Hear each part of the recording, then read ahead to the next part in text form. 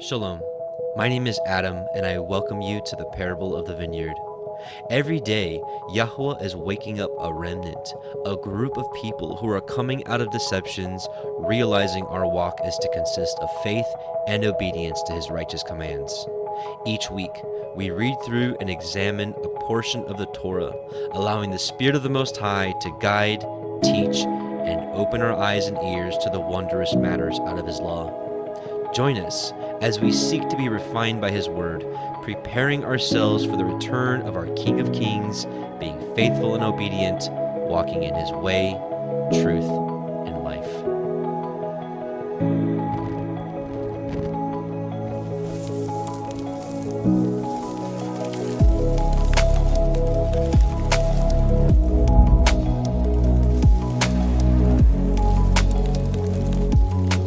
Shabbat Shalom, and welcome back, brothers and sisters. Welcome to the Parable of the Vineyard YouTube live stream of our Torah portion reading. My name is Adam, your host, and I welcome you. This is week 3 already, which is going to cover Genesis 12:1 through 17:27. This is all about Abraham. Well, Abraham, Melchizedek, the War of the Kings, the separation of Lot and Abram, and much more. So, lots to cover. These first 3 Torah portions are just... there's just so much. I might even consider next year breaking up these into 2 again. So I don't know. Either way, I'm super excited. The reason being is, well, I've told you why the first 2 weeks are so important. Well, this week is just as important because we are considered to be the seed of Abraham through faith in our Messiah. Our Messiah's blood is who either grafts us into the olive tree of Israel found in Romans 11 or regrafts us in, depending upon where our lineage came from. It doesn't matter. Either way, we're all one in Messiah and become Abraham's seed through faith in Messiah. So with that, we'll learn that the Scripture says that if you are Abraham's seed, you will do the deeds of Abraham. So this year, I want to take a fresh look at what Abraham does. And, well, we need to walk like he walked, just like the Scripture says specifically that we need to walk like Messiah walked. Well, Messiah himself said that we need to do the deeds of Abraham. So, let's take a fresh look at it. But let's pray first. Oh, Father Yahweh Most High, we just come before you and bless you and thank you, Father, for this day of rest, and thank you for allowing us to gather together like this, even online across your 4 corners of the earth. Father, I ask that you'd bless us with your Holy Spirit, your Ruach HaKodesh, and teach us as we read through your word and study it together, and we pray that you help give us the increase. We know that none of this would be possible without the blood of Messiah, Yahushua, whom you freely gave for us, and we're so thankful. In his name, Yahushua, we do pray. Amen. Hallelujah. Let's do a little shofar. Numbers 10:10 says that we're supposed to blow the shofars at the feast days, the new moons, and, of course, the Shabbat. So let's blow the shofar together. If you have one at home, let's do it together. Come on.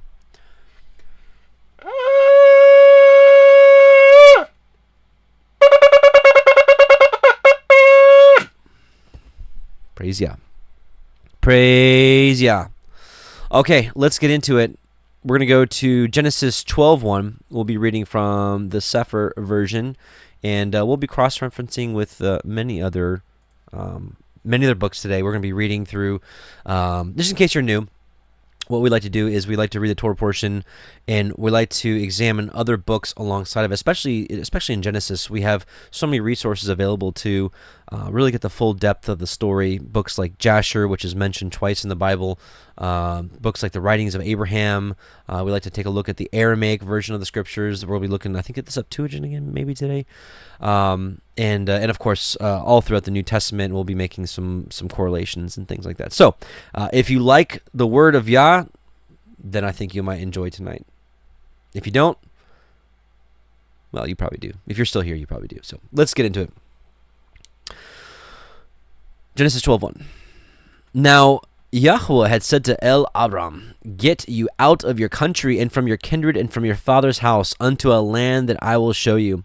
And I will make of you a great nation, and I will bless you and make your name great, and you shall be a blessing.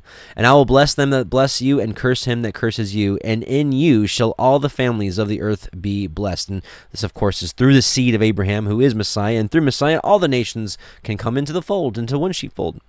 So Abram departed as Yahweh had spoken unto him, and Lot went with him. And Abram was 75 years old when he departed out of Haran. However, so let's stop here, because we've mentioned this before, that the Most High gave us an abridged version of the story, a very shortened version of the story. Otherwise, if all the details were mentioned in the Torah would be like so long. It would probably be as long as half the Bible it is right now.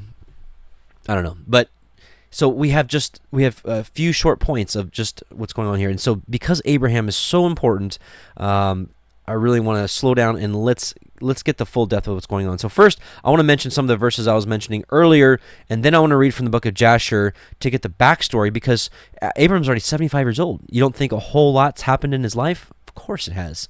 We read some of that last week, and one of the chapters we didn't get to last week, we're going to start with this week, which will be Jasher 12. Really excited. One of the most amazing stories out of the book of Jasher, so I'm excited to read it with you. So let's start with this, Matthew 3:9. And think not to say within yourselves, we have Abraham to our father, for I say unto you that Elohim is able to make of these stones to raise up the children of Abraham. So people, even today, people boast in the flesh. Well, I'm of the lineage, I'm of the seed. Well, it's like, don't say within yourselves, I'm of the seed of Abraham, because he's able to make of these stones to raise up children unto Abraham. So no glory in the flesh, no glory in our earthly lineages. Physical lineages. John 8:31-45. Then said Yahusha to those Jews which believed on him, if you continue in my word, then you are my disciples indeed.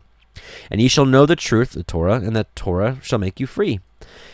That's why James calls it the law of liberty, the Torah of liberty. And they answered him, we be Abraham's seed, and were never in bondage to any man. How do you say you shall be made free?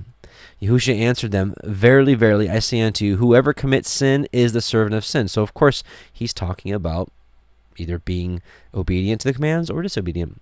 And the servant abides not in the house forever, but the Son abides forever. If the Son therefore shall make you free, ye shall be free indeed. He freed us from sin. Praise Yah. So, obviously, we know he didn't free us from sin to just get right back and jump back into sin.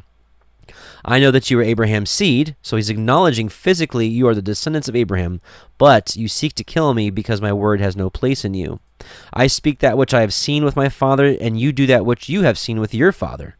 So he acknowledged that they're the physical descendants of Abraham, but that they have a different father than Messiah.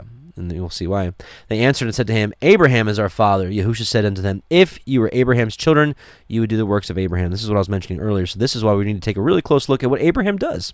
Because this is a command from our Messiah. If you are Abraham's seed, you would do the works of Abraham. But now you seek to kill me, a man that has told you the truth, which I have heard of Elohim. This did not Abraham. You do the deeds of your father. Then they said unto him, we be not born of fornication. We have one father, even Elohim. Yahusha said unto them, if Elohim were your father, you would love me, for I proceeded forth and came from Elohim, neither came I of myself, but he sent me. Why do you not understand my speech, even because you cannot hear my word? You are of your father the devil, and the lusts of your father you will do. He was a murderer from the beginning, and abode not in the truth, because there is no truth in him. When he speaks a lie, he speaks of his own, for he is a liar and the father of it. And because I tell you the truth, you believe me not. Philippians 3:1-8. So this is more about glorying in the flesh, because there's still a large group of people that will just focus on, we're this racial ethnicity, we're this skin color, so therefore we must be the seed of Abraham and respect us. And so here we'll just get more that there's no boasting in the flesh. Paul says this. Philippians 3, finally, my brethren, rejoice in Yahweh. To write the same things to you, to me indeed is not grievous, but for you it is safe. Beware of dogs, beware of evil workers, beware of the concision, which is division. For we are the circumcision, which worship Elohim in the Spirit, and rejoice in Messiah Yahusha, have no confidence in the flesh. Though I might also have confidence in the flesh. So he's basically saying, don't have any confidence in the flesh. Don't have any confidence in your lineage. And he's saying, though I might also have confidence in the flesh, and he's going to tell you why. If any other man thinks that he has whereof he might trust in the flesh, I am more.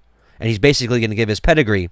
Circumcised the 8th day, stock of Israel, tribe of Benjamin, and Hebrew of Hebrews, touching the Torah, a Pharisee, concerning zeal, persecuting the church, touching the righteousness which is of the Torah, blameless. But what things were gain to me, those I counted loss for Messiah. Yea, doubtless, and I count all things but loss for the excellency of the knowledge of Messiah Yahusha, my master, for whom I have suffered the loss of all things, and do count them but dung, that I may win Messiah. So these birth lineages and where we come from, it's nothing compared to being in Messiah and being the true seed of Abraham through faith, which we're going to cover here right now. Galatians 3:28, there is neither Jew nor Greek, or really that same word is used for Gentile. There is neither bond nor free. There is neither male nor female, for you're all one in Messiah Yahusha. And if you be Messiahs, then you're Abraham's seed and heirs according to the promise. And that, I believe, is the truth. And who is Abraham's seed? Of course, Isaiah 41:8. But you, Israel, are my servant, Jacob, whom I have chosen, the seed of Abraham, my friend. Those in Messiah are the seed of Abraham. The seed of Abraham is Israel, Jacob, the friend, the servant of Yah. Plain and simple. Romans 2:28-29, for he is not a Jew, which is one outwardly, neither is that circumcision which is outward in the flesh, but he is a Jew, which is one inwardly, and circumcision is that of the heart in the spirit and not of the letter, whose praise is not of men, but of Elohim. So, and we're going to get into circumcision a little bit later, because we're going to get to Genesis 17, and we'll get to a few of Paul's words that sometimes confuse people, whether circumcision is something that's still valid today, if it's important. But we also have to understand that sometimes Paul's letters are hard to understand, because he also uses, not slang, slang's the wrong word. He also uses metaphors or other types of figures of speech. And circumcision, when he talks about circumcision, it's not always talking about the physical snipping of the male part. Circumcision was a name for, it was another nickname. Sorry, that's the word I was looking for earlier. Circumcision was a nickname for natural born or physically born Jews. Uncircumcision was a nickname for people of the nations. So when we're looking at Paul's letters, and we'll look at it a little bit later, that kind of helps us understand really what Paul's actually talking about sometimes. So now, I wanted to just share again the importance of being the seed of Abraham, and really just get to the point that Messiah said the seed of Abraham will do the deeds of Abraham. Also, in Enoch, what is this? 93. It says here, in the end days, so after Messiah, let's see. So after Messiah arises, after that, in the 7th week shall be an apostate generation, and many shall be its deeds, and all its deeds shall be apostate. And I'm kind of going through this quick. If you want to learn more about this, we talked about this in our Enoch line by line series. But and at its close shall be elected the elect righteous of the eternal plant of righteousness, the seed of Abraham, to receive sevenfold instruction concerning all his creation. So here, in short, in the last days, there are people that are selected from the seed of Abraham, I believe the spiritual seed of Abraham, the true seed of Abraham, to receive wisdom and understanding and instruction, and to come back to his Torah and to come back to his ways with all of our heart, soul, and mind. And I do believe that's what's happening now. So let's go to the book of Jasher now. So let's get the backstory of here. So Abraham's 75 years old, and he's called to come out of Haran. But let's read about the amazing story of the deliverance that was given to Abraham, who trusted in the Most High. We read about this a little bit earlier tonight in the Testament of Issachar. If you were with us with that earlier, hey, let's read it again together. If not, hey, let's read it together now for the first time. If you've never heard this story, praise Yah. And when the king heard the words of Abram, he ordered him to be put in prison, and Abram was 10 days in prison. This is King Nimrod. He put Abram in prison because Abraham destroyed all of his father's idols, and he basically rebuked his father, and he rebuked the king for serving these dumb idols. At the end of those days, the king ordered that all the kings, the princes, and governors of different provinces, and the sages should come before him, and they sat before him, and Abram was still in the house of confinement. And the king said to the princes and sages, "Have you heard what Abram the son of Terah has done to his father? Thus has he done to him," which is destroying all his idols. "And I ordered him to be brought before me, and thus has he spoken." He rebuked him. "And his heart did not misgive him, neither did he stir in my presence. And behold, now he is confined in the prison. And therefore decide what judgment is due to this man who reviled the king, who spoke and did all the things that you have heard." And they all answered the king, saying, "The man who reviles the king should be hanged upon a tree. But having done all things that he had said, and having despised our Elohim, he must therefore be burned to death, for this is the law in this matter." If it pleases the king to do this, let him order his servants to kindle a fire both night and day in thy brick furnace, and then we will cast this man into it. And the king did so, and he commanded his servants that they should prepare a fire for 3 days and 3 nights in the king's furnace, that is in Kasdim. And the king ordered them to take Abram from prison and bring him out to be burned. And all the king's servants, princes, lords, governors, judges, and all the inhabitants of the land, about 900,000 men, stood opposite the furnace to see Abram. And all the women and little ones crowded upon the roofs and towers to see what was doing with Abram. And they all stood together at a distance, and there was not a man left that did not come on that day to behold the scene. Almost 1 million people.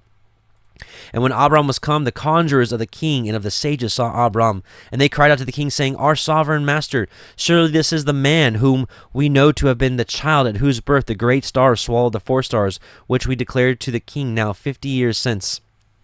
And behold, now his father has also transgressed your commands and mocked you by bringing another child, which you did kill. Long story short, when Abram was born, there was a sign in the stars. The wise men of Nimrod knew it, and they knew that the Abraham who was born, that he was destined to destroy Nimrod and his kingdom, or at least his seed would. And so Nimrod ordered Terah, Abram's father, to bring him so he can kill him. Terah had a servant born in his house the same day, so instead he brought that servant child and swapped him for Abram, and they killed that servant child, and Abram was spared. And when the king heard their words, he was exceedingly wroth, and he ordered Terah to be brought before him. And the king said, Have you heard what the conjurers have spoken? Now tell me truly, how did you? And if you shall speak truth, then you shall be acquitted. And seeing that the king's anger was so much kindled, Terah, which is Abram's father, said to the king, My lord and king, you have heard the truth, and what the sages have spoken is right. And the king said, How could you do this thing, to transgress my orders, and to give me a child that you did not beget, and take value for him?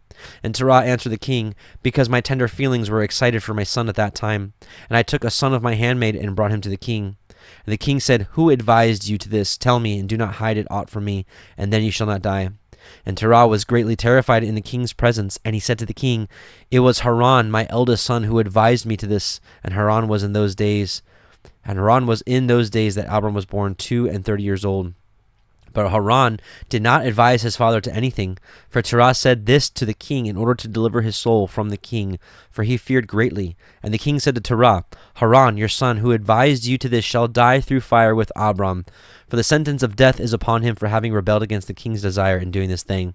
And Haran at that time felt inclined to follow the ways of Abram, but he kept it within himself. And here, if you're with us for Issachar, we get a really good lesson of someone who's single-minded versus someone who's double-minded. Someone who's single-hearted versus someone who's double-hearted. Of course, Abram being single-minded and single-hearted in the fear and the trust and the love of Yahweh. Haran being double-minded in the fear and love and the trust of Yahweh. And we'll see what happens to the single-minded versus the double-minded. So Haran, double-minded. So he wanted to follow the ways of Abram, but he kept it within himself. And Haran said in his heart, Behold, now the king has seized Abram on account of these things which Abram did. And it shall come to pass that if Abram prevail over the king, I will follow him.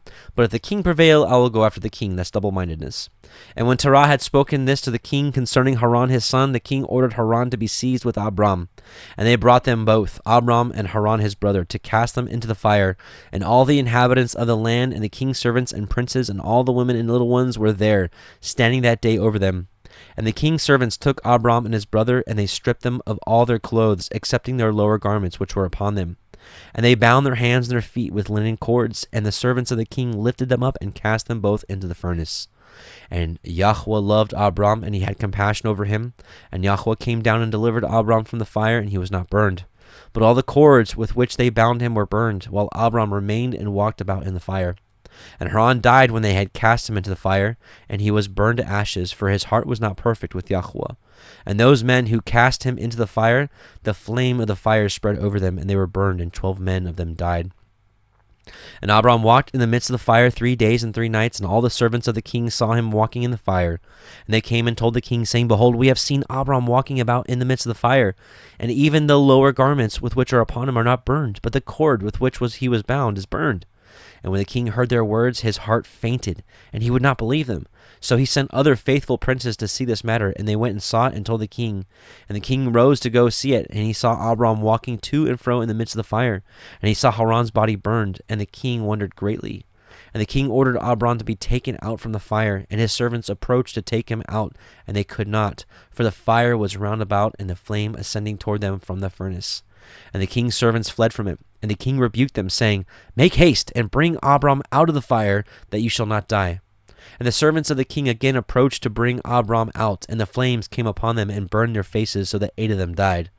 And when the king saw that his servants could not approach the fire lest they should be burned, the king called to Abram, O servant of Elohim who is in heaven, go forth from amidst the fire, and come hither before me. And Abram hearkened to the voice of the king, and he went forth from the fire, and came and stood before the king. And when Abram came out, the king and all his servants saw Abram coming before the king with his lower garments upon him. For they were not burned, but the cord with which he was bound was burned. And the king said to Abram, How is it that you are not burned in the fire? And Abram said to the king, The Elohim of heaven and earth, in whom I trust, and who has all in his power, he delivered me from the fire into which you did cast me. And Haran, the brother of Abram, was burned to ashes, and they sought for his body, and they found it consumed. And Haran was 82 years old when he died in the fire of the Kasdim.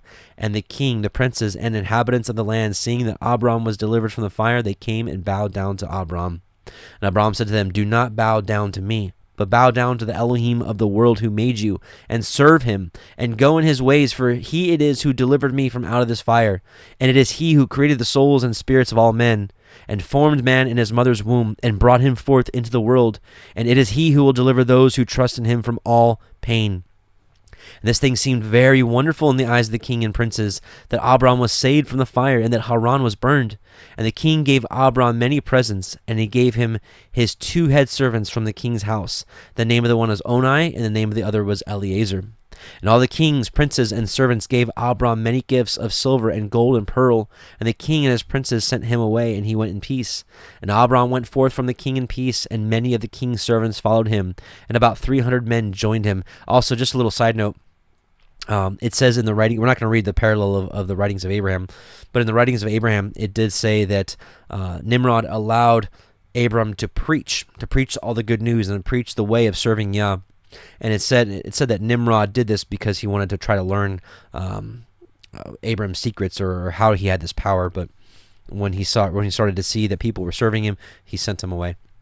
And he sent him away rich. And Abram returned on that day and went to his father's house, and he and the men that followed him.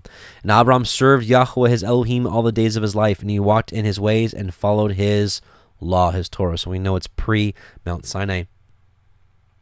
And from that day forward, Abram inclined the hearts of the sons of men to serve Yahweh. And at that time, Nahor and Abram took unto themselves wives, the daughters of their brother Haran. The wife of Nahor was Milcah, and the name of Abram's wife was Sarai. And Sarai, the wife of Abram, was barren, and she had no offspring in those days. And at the expiration of 2 years from Abram's going out of the fire, that is, in the 52nd year of his life, behold, King Nimrod sat in Babel upon the throne. And the king fell asleep and dreamed that he was standing with his troops and hosts in a valley opposite the king's furnace. And he lifted up his eyes and saw a man in the likeness of Abram coming forth from the furnace. And that he came and stood before the king with his drawn sword, and then sprang to the king with his sword. And when the king fled from the man, for he was afraid, and while he was running, the man threw an egg upon the king's head, and the egg became a great river. And the king dreamed that all his troops sank in the river and died. And the king took flight with 3 men who were before him, and he escaped. And the king looked at these men, and they were clothed in princely dresses, as the garments of kings, and had the appearance and majesty of kings. And while they were running, the river again turned into an egg before the king, and there came forth from the egg a young bird, which came before the king, and flew at his head, and plucked out the king's eye. And the king was grieved at the sight, and he woke out of his sleep, and his spirit was agitated, and felt a great terror. And in the morning the king rose from his couch in fear, and he ordered all the wise men and magicians to come before him, when the king related his dream to them. And a wise servant of the king, whose name was Anuki, answered the king, saying, This is nothing else but the evil of Abram and his seed, which will spring up against my master and king in the latter days. And behold, the days will come when Abram and his seed and the children of his household will war with my king, and they will smite all the king's host and his troops. And as to what you have said concerning 3 men which you did see, like unto yourself, which did escape, this means that only you will escape with 3 kings from the kings of the earth who will be with you in battle. And we'll read about this in Genesis 14. And that which you saw of the river, which turned to an egg as at first, the young bird plucking out your eye, this means that nothing else but the seed of Abram, which will slay the king in the latter days, which is fulfilled later. We'll read about this in a couple weeks. This is Esau slaying Nimrod. This is my king's dream, and this is its interpretation. And the dream is true, and the interpretation which your servant has given you is right. Now therefore, my king, surely you know that it is now 52 years since your sages saw that at the birth of Abram, and if my king will suffer Abram to live in the earth, it will be to the injury of my master and king. For all the days that Abram lives, neither you nor your kingdom will be established. For this was known formerly at his birth. And why will not my king slay him, that this evil may be kept from you in the latter days?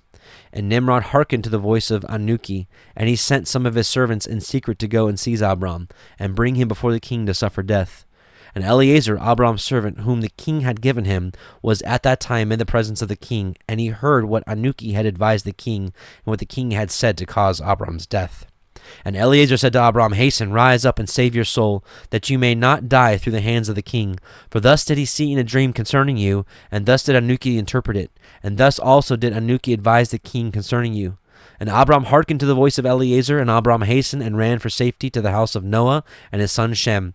And he concealed himself there and found a place of safety. And the king's servants came to Abram's house to seek him, but they could not find him. And they searched throughout the country, and he was not to be found. And they went and searched in every direction, and he was not to be met with. And when the king's servants could not find Abram, they returned to the king. But the king's anger was against Abram was stilled, as they did not find him. And the king drove this from his mind, this matter concerning Abram. And Abram was concealed in Noah's house for 1 month, until the king had forgotten this matter. But Abram was still afraid of the king, and Terah came to see Abram his son secretly in the house of Noah. And Terah was very great in the eyes of the king. And Abram said to his father, Do you not know that the king thinks to slay me, and to annihilate my name from the earth by the advice of his wicked counselors? Now, whom have you here, and what do you have in this land? Arise, let us go together to the land of Canaan, that we may be delivered from his hand, lest you perish also through him in the latter days. Do you not know, or have you not heard, that it is not through the love that Nimrod gives you all this honor, but it is only for his benefit that he bestows all this good upon you? And if he do unto you greater good than this, surely these are only vanities of the world, for wealth and riches cannot avail in the day of wrath and anger. Now therefore hearken to my voice, and let us arise and go to the land of Canaan, out of the reach of injury from Nimrod, and serve you Yahweh who created you in the earth, and it will be well with you, and cast away all your vain things which you pursue. And Abram ceased to speak, when Noah and his son Shem answered Terah, saying, True is the word which Abram has said unto you. And Terah hearkened to the voice of his son Abram, and Terah did all that Abram said, for this was from Yahweh, that the king should not cause Abram's death. A little more into 13. And Terah took his son Abram and his grandson Lot, and the son of Haran, and Sarai his daughter-in-law, the wife of his son Abram, and all the souls of his household, and went with them from Ur the Kasdim to go to the land of Canaan. And when they came as far as the land of Haran, they remained there, for it was exceedingly good land for pasture, and of sufficient extent for those who accompanied them. And the people of the land of Haran saw that Abram was good and upright with Elohim and men, and that Yahweh his Elohim was with him. And some of the people of the land of Haran came and joined Abram, and he taught them the instruction of Yahweh and his ways. And these men remained with Abram in the house, and they adhered to him. And Abram remained in the land 3 years. And at the expiration of 3 years, Yahweh appeared to Abram and said to him, I am Yahweh who brought you forth from Ur the Kasdim, and delivered you from the hands of your enemies. Now therefore, if you will hearken to my voice and keep my commandments, my statutes, and my laws, then will I cause your enemies to fall before you, and I will multiply your seed like the stars of heaven, and I will send my blessing upon all the works of your hands, and you shall lack nothing. So we'll pause here, and let's get back to Genesis now. So we kind of got the backstory. We kind of got the backstory here of how he even got to Haran from Ur of the Chaldeans, because it gets a little confusing, because later on we'll see in Genesis, he's like, I'm the one that delivered you out of Ur of the Chaldeans, and you're like, well, what happened there? That's where we get the story here from the book of Yashar, and we get the confirmation in the Targums, the Aramaic. This was from last week, chapter 11, verses 27 and 28. Just 28. And it was when Nimrod had cast Abram into the furnace of fire because he would not worship his idol, and the fire had no power to burn him, that Haran's heart became doubtful, saying, if Nimrod overcome, I will be on his side, but if Abram overcome, I will be on his side. And when all the people who were there saw that the fire had no power over Abram, they said in their hearts, is not Haran the brother of Abram full of divinations and charms? And has he not uttered spells over the fire that it should not burn his brother? Immediately there fell fire from the high Shamayim and consumed him, and Haran dies in the sight of Terah his father, where he was burned in the land of his nativity, in the furnace of the fire which the Chaldees had made for Abram his brother. So a little different details, but the same story overall. And like I said, in the writings of Abraham, you also get a third witness of this story being true. So there's 3 witnesses of this story that we just read in the backstory of getting here. So we spent quite a bit of time getting you ready for the Torah portion. So here we are. Let's keep going now. So Genesis 12:5 says, and Abram took Sarai his woman, and Lot his brother's son, and all their substance that they had gathered, and the souls they had gotten in Haran, and they went forth to go into the land of Canaan, and into the land of Canaan they came. And Abram passed through the land unto the place of Shechem, unto the plains of Moreh, and the Canaanites were in the land, and then in the land. And Yahweh appeared unto Abram, and said, unto your seed will I give this land. And there built he an altar unto Yahweh, who had appeared unto him. And he removed from thence unto a mountain on the east of Beit El, and pitched his tent, having Beit El on the west, and Ai on the east. And there he built an altar unto Yahweh, and called upon the name of Yahweh. And Avram journeyed, going on still towards the Negev, which is the desert. So it's interesting. So we're talking about doing the deeds of Abraham, and we see that Yah appears to him, or as we will prove to you with Scripture, Messiah, Yahusha, the word of Yahweh, appears to him. It'll plainly say that in the Torah. But so Messiah appears to him and says, "Get up and go." And Abram doesn't question; he just goes. And this reminds us, of course, of what we read in the Gospels. Let's kind of read this here. Matthew 19:16 through 21. And behold, one came unto him and said, Good master, what good thing shall I do that I may have eternal life? And he said to him, Why do you call me good? There is none good but one, that is Elohim. But if you will enter into life, keep the commandments. He said unto him, Which? Messiah, or Yahusha, said, You shall not do murder, you shall not commit adultery, you shall not steal, you shall not bear false witness, honor your father and your mother, and you shall love your neighbor as yourself. The young man said unto him, All these things have I kept from my youth up. What lack I yet? Yahusha said unto him, If you will be perfect, go and sell that you have, and give to the poor, and you shall have treasure in heaven, and come and follow me. So for this particular one, this man was rich, and riches was his snare. And so Messiah said, Give up your snare and come and follow me. And so the question for us is, are we willing to give up the things that try to hold us back from following the word, following them? Remember, and he says, Come and follow me. Who is Messiah? He is the word. He's the word of Yah. He's all the word. He's all the instructions of the Most High. He's the perfect image of the Father. This is what we need to do. This is how we're supposed to walk. So is there anything in our lives that is keeping us from following him with all of our heart, soul, and mind? Matthew 9:9. As Yahusha passed forth from thence, he saw a man named Matthew sitting at the receipt of custom, and he said unto him, Follow me. And he arose and followed him. He didn't say, Well, who are you? Like, what? Like, why would you want me to get up and follow you? Where are we going? Just gone. And I know a lot of us that have gotten to this point we've probably given up a lot of things to walk in this walk. If you're still with me, then you probably have an understanding that we have faith in the Most High, that he sent his son, that he gave his son for us to have reconciliation, everlasting life, and forgiveness through his blood being way better and more important than any animal sacrifice that ever existed. And that through repentance and baptism, we receive the Holy Spirit. The Holy Spirit is given to us to help us walk in the commandments. So just even doing that, even walk in doing all the things I just mentioned, separates us from a lot of people from the world. And especially when you start wanting to keep the ways of the Most High, which is in opposition to the ways of the world, just naturally makes you an enemy, or you become people's enemy. People want to be your enemy because of that. Just for wanting to do good. The book of Isaiah says, He who removes himself from evil makes himself a prey. So, but we have to continue to examine ourselves if there's anything in the way of that's stopping us. Is Satan putting different things in our path to make us go out of the way? Mark 1:16-21. Now, as he walked by the Sea of Galilee, he saw Simon and Andrew, his brother, casting a net into the sea, for they were fishers. And Yahushua said unto them, Come you after me, and I will make you become fishers of men. And straightway, look at this, it's immediately, without delay, they forsook their nets and followed him. And when he had gone a little farther thence, he saw James, the son of Zebedee, and John his brother, who were also in the ship mending their nets. And straightway he called them, and they left their father Zebedee in the ship with the hired servants, and went after him. So just immediately, and this is just an amazing story, and we have to ask ourselves, are we following this pattern? Are we following the pattern of Abraham, the seed of Abraham, and the disciples of Messiah? Revelation 18:4, and I heard another voice from heaven saying, Come out of her, my people, that you be not partakers of her sins, and they receive not of her plagues. Well, of course, we know this is Mystery Babylon, and Mystery Babylon's error is that she mixed with the ways of the world, particularly and how to serve the Most High.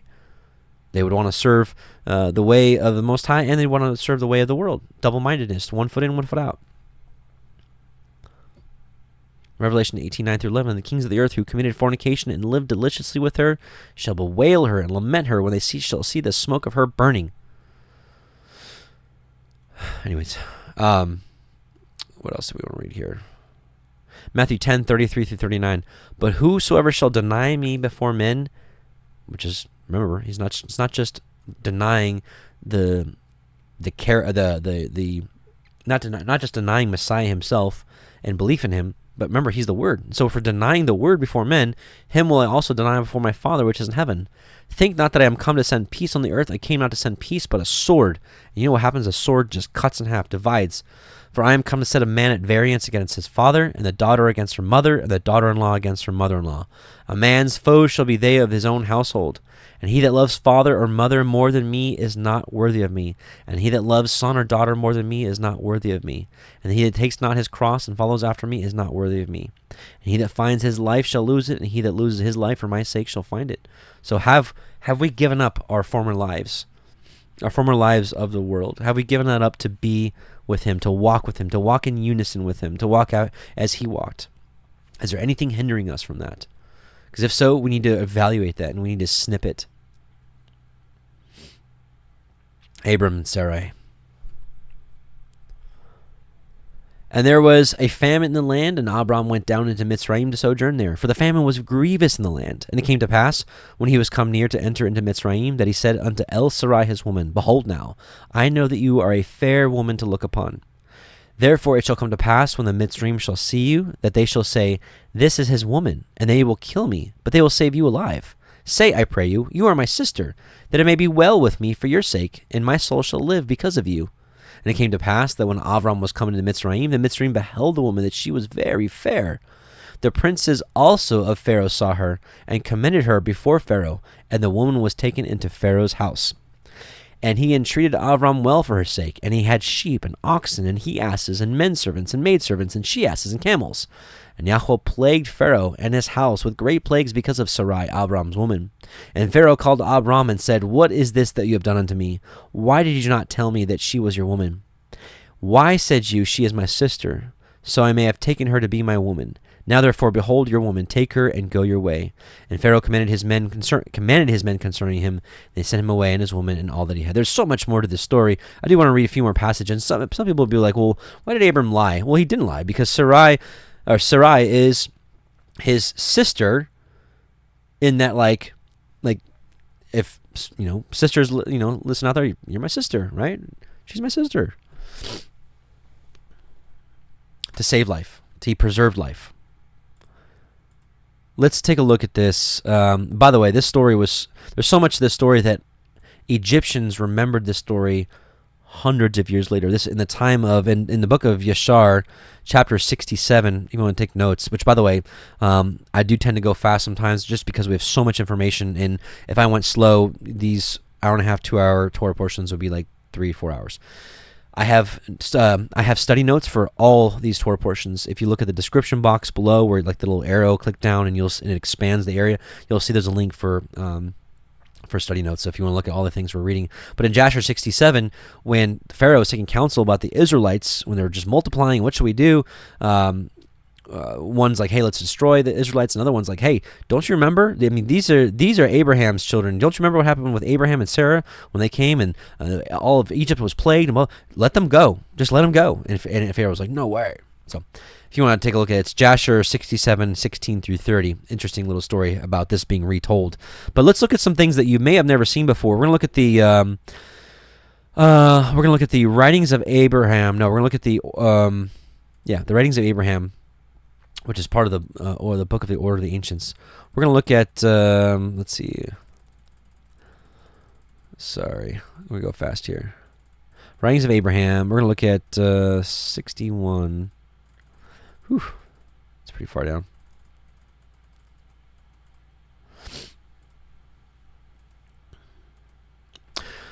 Writings of Abraham.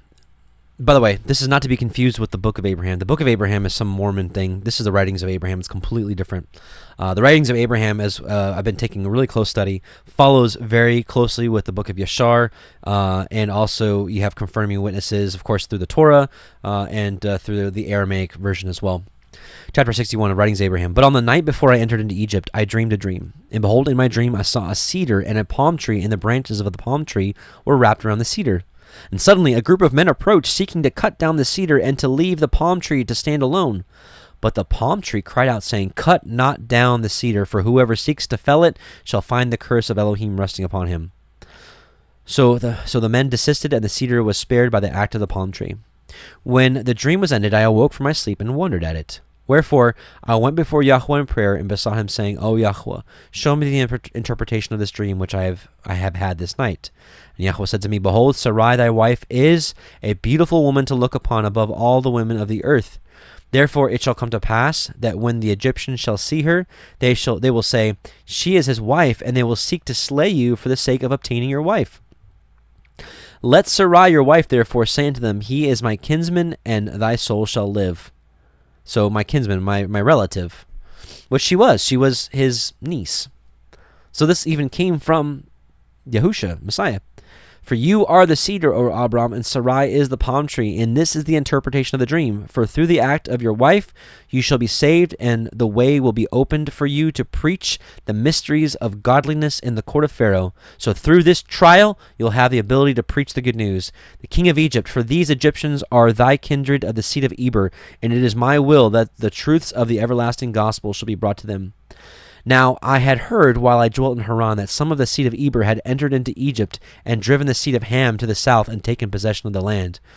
But these followed not after the Elohim of their father Eber, but worshipped idol Elohim, even as did my father Terah, but they followed not after the abominations of Nimrod.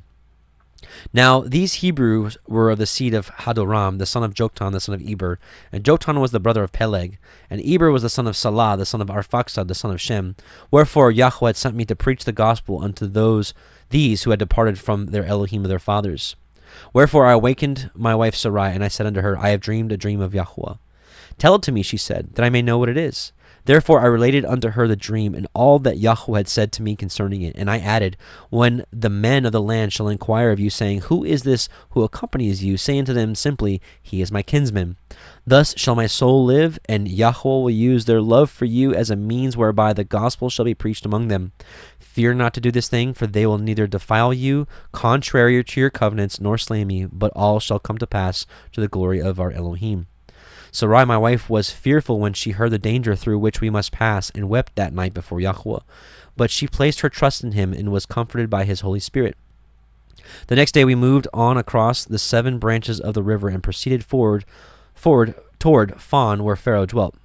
But I kept Sarai hidden until we reached Phon, for it was in the home of Pharaoh that Yahweh proposed to use her great beauty to open the heart of Pharaoh unto the work of Elohim.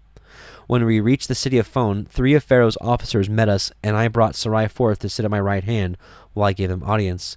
And according to the word of Yahweh, who is our Messiah, while I attempted to explain unto them our having come there because of the famine in the land of Canaan, and that we sojourned among them, they kept bestowing compliments upon Sarai for her great beauty and wisdom, and the luster of her countenance. When the men departed from me, they went directly into the presence of Pharaoh, and when they had eaten with him, he had good wine brought forth. While they drank together, they began to speak unto him of what had transpired, but all they could speak of were the beauties of Sarai. How beautiful is the woman Sarai, they said, who sits at Abram's right hand. Let's keep in mind for a second, Abram's 70-something at this point, and Sarah's like 10 years, or how old is she? Yeah, she's like 9 or 10 years younger. And so at this point, she's probably at least 50, 60 years old, 60-something years old. So either women aged a little differently, or she was 60 and retained her beauty from her youth. I don't know. How comely is the shape of her face? How delicate and fine-spun are her tresses? How beautiful are her eyes? How delicate is her nose, and the whole luster of her countenance? How fair are her breasts, and how comely withal is her complexion? How comely, too, are her arms, and how perfect are her hands? How pleasing are her hands to behold, and how lovely are her palms? How long are her slender fingers? How comely are her feet, and how well-rounded her thighs? None of the maidens and none of the brides enter the bride chamber are fairer than she. How her beauty is greater than all other women, and she excels them all. Moreover, along with all this beauty, she had great wisdom, and the workmanship of her hands is fair indeed. So here we have, let's see, Pharaoh's lusting after her. I wanted to just share, let's see here. So here we have Sarah is separated from him. Abram and all of his servants are praying. Deliver her back to her hands.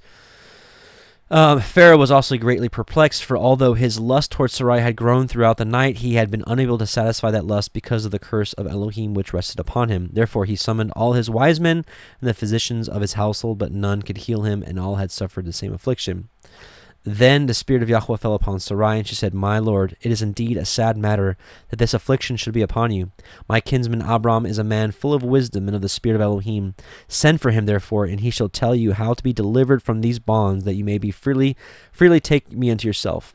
Now this he said at the direction of Yahweh Elohim, and Yahweh softened Pharaoh's heart, that he hearkened unto her words, and sent Shulem, one of his chief ministers, unto my camp. When Shulem arrived at the camp, he was according to my directions let to the tent of Lot. And when he had entered the tent, he bowed before Lot and said, My lord Pharaoh, and all the males of the land of Egypt have been cursed, that they are unable to come with their wives. But it has been told Pharaoh by his handmaiden Sarai that her kinsman Abram is a man full of wisdom and of the spirit of the Elohim. Let him therefore come and lay his hands upon my lord Pharaoh, and pray for him that he may be healed and live. But Lot said to him, As long as his wife Sarai remains with the king, my uncle Abram will not be able to pray for him. Be off you, and tell the king to release the woman to her husband. Then he will pray for him, and he will be healed. When Shulem heard the words, he was amazed, and he went straightway to the king. My lord king, he said, This curse has come on account of Sarai, the wife of Abram. Let Sarai be restored to her husband Abram, and this curse will be lifted off from all the males of Egypt. Upon hearing these words, the king asked Sarai, saying, Is this thing so? Yea, my lord, she replied. It is done that you might behold the power of Elohim. For when your heart lusted after me, you should have asked and not taken me by force. But this is done that the glory of Elohim might be revealed, that you should turn from the worship of dumb idols to the worship of the true and living Elohim. Hearing these words, Pharaoh summoned me to him, and when I entered his presence, he asked, What is this that has been done? For I have taken Sarai to wife, while she was yet your wife, and for this thing a curse has fallen upon me, and all males in the land of Egypt. Therefore pray for me that this curse may be removed from us. According to Pharaoh's request, I laid my hands upon him and prayed over him, and he and all the males of Egypt were healed. When the king had been blessed, he was that he had recovered, and he praised Yahweh for his recovery. Wherefore I took him into this garden and baptized him in the name of Yahweh, and all his household with him. And when I had blessed him again, Sarai came before him, and he knew that he had been healed, for the spirit of Elohim fell upon him, with this testimony, and the witness thereof was sure. Then Pharaoh arose and praised Yahweh, and proclaimed to all his people that they should worship the Most High Elohim who had healed them. And he desired to enter into a covenant of eternal brotherhood with me, that I should be his father and he should be my son. Anyways, so just interesting that through this hardship, they were able to preach the good news unto Pharaoh and his servants, and a lot of them turned. Here's another book called the Apocryphon, Genesis Apocryphon, and we'll see a similar thing here. Here we go. And by the way, this Genesis Apocryphon was found in the Dead Sea Scrolls. And so this is at least minimum 2nd century BC. And so this confirms the writings of Abraham we just read. And on the night of our entry into Egypt, I, Abram, dreamt a dream, and behold, I saw in my dream a cedar tree and a palm tree. Men came, and they sought to cut down the cedar tree and to pull up its roots, leaving the palm tree standing alone. But the palm tree cried out, saying, Do not cut down this cedar tree, for cursed be he who fell it. And the cedar tree was spared because of the palm tree, and it was not felled. So literally exact same thing. And so we won't just read the same things. Let's see, what else? During the party, the Egyptians must have seen Sarai, and on their return they praised her to the king, saying, How beautiful is her face! How fine are the hairs of her head! How lovely are her eyes! How desirable her nose, and all the radiance of her countenance! How fair are her breasts, and how beautiful in all her whiteness! How pleasing are her arms, and how perfect her hands, and how desirable are all the appearance of her hands! How fair are her palms, and how long and slender are her fingers, and how comely are her feet, and how perfect are her thighs! No virgin or bride led into the marriage chamber is more beautiful than she. She is fairer than all the women. Truly, her beauty is greater than theirs.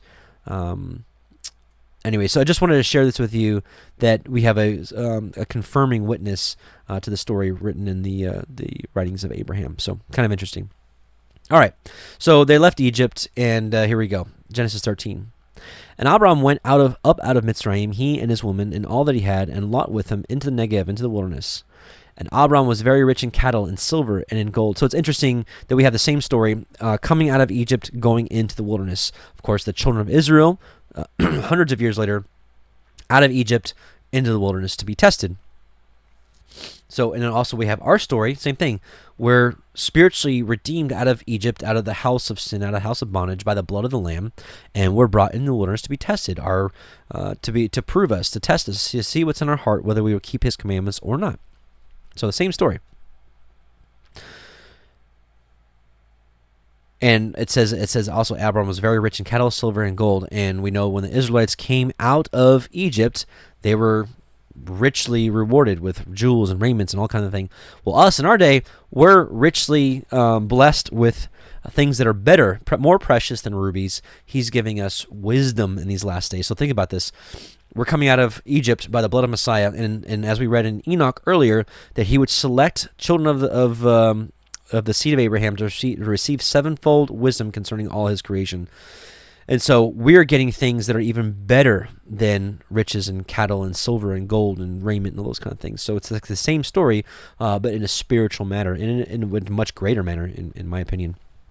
The book of Proverbs says many things about wisdom is far above rubies and gold and silver and the things that people attain. And he went on his journey from the Negev and even to Beit El, the house of Elohim. So Egypt, wilderness, the house of Elohim. That's the journey. Unto the place where his tent had been at the beginning, between Beit El and Ai. Unto the place of the altar, which he had made there at first.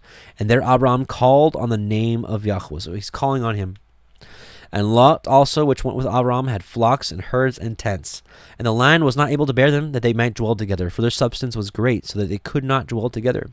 And there was a strife between the herdsmen of Abram's cattle and the herdsmen of Lot's cattle. And the Canaanite and the Perizzite dwelt then in the land. And Abram said unto Lot, Let there be no strife, no division, I pray you, between me and you, and between my herdsmen and your herdsmen, for we are brethren.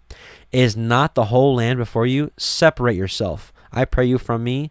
If you will take the left hand, then I will go to the right. Or if you depart to the right hand, then I will go to the left. And Lot lifted up his eyes and beheld all the circle of the Yarden, that it was well watered everywhere, before Yahweh destroyed Sodom and Gomorrah, even as the garden of Yahweh, like the land of Mitzrayim, as you come unto Zoar. So we'll pause there real quick, because something interesting. One thing I've seen in this growing movement, whatever you want to call it, I don't like giving it names because it's just a boxed-in term, because we all don't have the exact same understanding, but we're coming to the truth. We're coming back to Him through Messiah and learning to walk in His ways, called the Torah. There's lots of division here, and some division's bad. Some division I think is good, and some division is from Yah. And what's interesting about this is we'll see, I never saw this before, but one of the elders in our assembly, Brother James, or Benaiah, he had mentioned that he recognized that earlier we just saw that Abram called upon the name of Yah, but we don't see Yah answering Abram until he separates from Lot. And we can look in the New Testament and see that some division is from Yah. Where is it? Maybe I didn't put it down here. So let's see. Some divisions from Yah. Acts 15:36-41. After some days, Paul said to Barnabas, "Let's return and visit the brothers and sisters in every city in which we proclaim the word of Yahweh, and see how they are." Barnabas wanted to take John, called Mark, along with him also, but Paul was of the opinion that they should not take along with them this man who had deserted them in Pamphylia and had not gone with them to the work. Now it turned into such a sharp disagreement that they separated from one from the other, and Barnabas took Mark with him and sailed away to Cyprus. But Paul chose Silas and left after being entrusted by the brothers the grace of Yahweh. And he was traveling through Syria and Cilicia, strengthening the churches. And so here's division. But it looked like a good division because they were able to be prosperous in different ways. So some division is totally from Yah. Not all division is bad. I mean, we read earlier, Messiah came to bring division. So while none of us want division in our own home, Messiah said that his word, which is sharper than a two-edged sword, divides. And that's sometimes why we have division. And that's why I asked earlier, and that's why Messiah, I'm sorry, not me, but Messiah says, if you love father or mother or son or wife or daughter more than me, then you're not worthy of me. We have to make his word number one. Like Alan used to say, make Elohim number one on a list of one. I probably butchered that. Did I butcher that? Make Elohim number one on a list of one. Yeah, something like that. So he's most important. Nothing can be in our way of him. Interesting version of the separation here in the writings of Abraham. Let's see. Chapter 81 of the writings of Abraham. Now, after our departure from Egypt, a faction arose among our people, which this happens all the time, even today, upon seeing the great wealth which Pharaoh had entrusted to us, for they desired property which they could call their own. Lot also was among them, which thing grieved me greatly, because seeing they would not be reconciled, we gave unto them a portion of the common property, and they departed from us under Lot's direction, and settled in the valley of the Jordan River. There they went from place to place as their flocks needed pasture, until they reached the city of Sodom, where they mingled with the inhabitants and became one with them. Lot also built a house in Sodom and settled there, but of all that company that went from us, only Lot maintained his integrity and did not violate the covenants of his priesthood, nor bow to heathen idol gods. Nevertheless, Lot did not walk perfectly in the way of the fathers, for he dwelt not among the people of Elohim, but built his own house, and he coveted his own property, that he should govern it rather than holding all things common with the saints. Nevertheless, Lot did continue to serve Yahweh, and Yahweh loved him and his family, and his property grew very large. But I was grieved in my heart that Lot had parted from me, for he stood at my right hand and had been instructed in a better way. Just a little more backstory to what's going on here. But some division is from Yah. Here it says that Sodom and Gomorrah, that it was well watered, even as the garden of Yahweh. When you look at it today, it's a desolate, barren wasteland that you still have the city encased in ash. If you haven't seen any documentaries on Sodom and Gomorrah, it still serves as a witness today to the wickedness that was there. And why? What was Sodom and Gomorrah's problem? Ezekiel 16:49-50. Behold, this was the iniquity of your sister Sodom: pride, fullness of bread, and the abundance of idleness was in her and in her daughters. Neither did she strengthen the hand of the poor and the needy. Think about what's going on in America right now. Really the world, but really America. I think America is modern-day Egypt and a modern-day Sodom and Gomorrah. I think that's pretty plain to see. And they were haughty and committed abomination before me. Therefore I took them away as I saw good. What's coming to this place if America does not repent and turn to Yah? Then Lot chose them all the circle of the Yarden, and Lot journeyed east, and they separated themselves one from the other. And Abram dwelt in the land of Canaan, and Lot dwelt in the cities of the circle of the Yarden, and pitched his tent toward Sodom. But the men of Sodom were wicked and sinners before Yahweh exceedingly. And we're going to be talking more about this next week. We're going to be talking more about the sins of Sodom and her filthy ways. I'll just share one passage with you just to give you an idea of really... Actually, no. We'll read it next week. But I do want to read a little passage here in the Targums. Targums 13:13. And the men of Sodom were depraved. This is the Aramaic. The men of Sodom were depraved in their wealth with one another, and they sinned in their bodies. They sinned with open nakedness and the shedding of innocent blood, and practiced strange worship, and rebelled greatly against the name of Yahweh. That's the Aramaic. And then Yashar, real quick. Yashar 18, just a little snippet of some of their sins. In those days, all the people of Sodom and Gomorrah and of the whole 5 cities were exceedingly wicked and sinful against Yahweh, and they provoked Yahweh with their abominations, and they strengthened in aging abominably. I never saw. I've read this so many times, and last night or the night before when I read this, I was like, I've never seen this before. It says, and they strengthened in aging abominably. So that means they are preserving their flesh in abominable ways. Were they eating blood back then? Were they drinking blood? Were they applying blood to their skin? Like that's a modern day thing. It's called bloodletting, and they take the blood and they like put it on their eyes, and it the wrinkles go away. Well, no wonder, because there's life in it. But it says they strengthened in aging abominably, and scornfully before Yahweh, and their wickedness and crimes were in those days great before Yahweh. And they had in their land a very extensive valley, about a half a day's walk, and in it there were fountains of water and a great deal of herbage surrounding the water. And all the people of Sodom and Gomorrah went there 4 times in the year with their wives and children and all belonging to them, and they rejoiced there with timbrels and dances. And in the time of rejoicing they would all rise and lay hold of their neighbors' wives, and some the virgin daughters of their neighbors, and they enjoyed them. And each man saw his wife and his daughter in the hands of his neighbor, and did not say a word. And they did so from morning to night, and they afterward returned home, each man to his house, and each woman to her tent. So they always did 4 times in the year. Wow, how confusing and how disgusting. But the men of Sodom were wicked and sinners before Yahweh exceedingly. And Yahweh said unto Abram, after that Lot was separated from him. So now, after Lot was separated, now Yahweh speaking to him, lift up your eyes now and look from the place where you are northward and southward and eastward and westward. For all the land which you see, to you will I give it, and to your seed forever. And I will make your seed as the dust of the earth, so that if a man can number the dust of the earth, then shall your seed also be numbered. And so this is interesting. Genesis 13:5. For the land which you see, to you will I give it, and to your seed forever.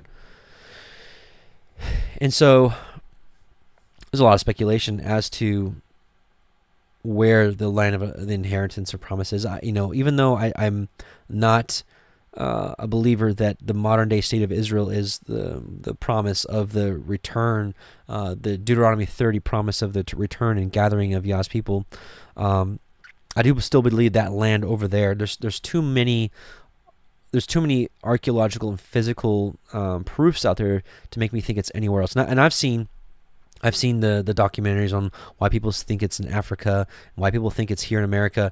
And in love, I just disagree. I mean, obviously at the end of the day, we'll find out eventually. But I do believe that's the land of inheritance. And the reason that's important is because right here, for all the land which you see, to you will I give it, and to your seed forever. So it's the promise. And if that's not where Yah's people are destined to be, which I believe that's where New Jerusalem is going to sit down. And we read that here in this interesting passage.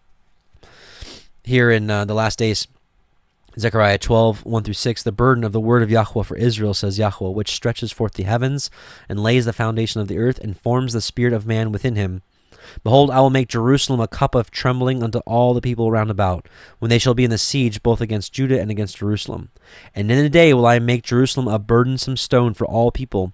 All that burden themselves with it shall be cut in pieces, though all the people of the earth be gathered together against it. And I believe this is in Revelation 19, when the beast and his armies gather against New Jerusalem with Messiah and his people on it. And in that day, says Yahweh, I will smite every horse with astonishment and his rider with madness, and I will open mine eyes upon the house of Judah, and will smite every horse of the people with blindness. And the governors of Judah shall say in their heart, the inhabitants of Jerusalem shall be my strength, and Yahweh Sabaoth their Elohim. And that day will I make the governors of Judah like an hearth of fire among the wood, and like a torch of fire in a sheaf. And they shall devour all the people round about, on the right hand and on the left. And Jerusalem, listen to this, and Jerusalem shall be inhabited again in her own place, even in Jerusalem. So Jerusalem's going to be in Jerusalem. And I believe what that means is New Jerusalem is going to be in her place back in New Jerusalem. In the writings of Abraham, we learned that the city of Elohim was once on earth, but because of the wickedness of men, it was taken back up into the Shamayim. And that's why I believe that the people were gathered together to build the Tower of Babel, because shortly after, the Tower of Babel happens, and they wanted to make their seat up in the heavens because they saw it going up, and they wanted to go up themselves, so they knew that there was an ability for it to do so. So anyways, I just want to share that with you. And here, Genesis 17:8, we'll read this in a little bit. And I will give unto you and to your seed after the land wherein you are a stranger, all the land of Canaan for an everlasting possession, and I will be their Elohim. And we know that Elohim cannot lie. So if that area is to be the possession, I believe that is the area that Yah is going to gather us to.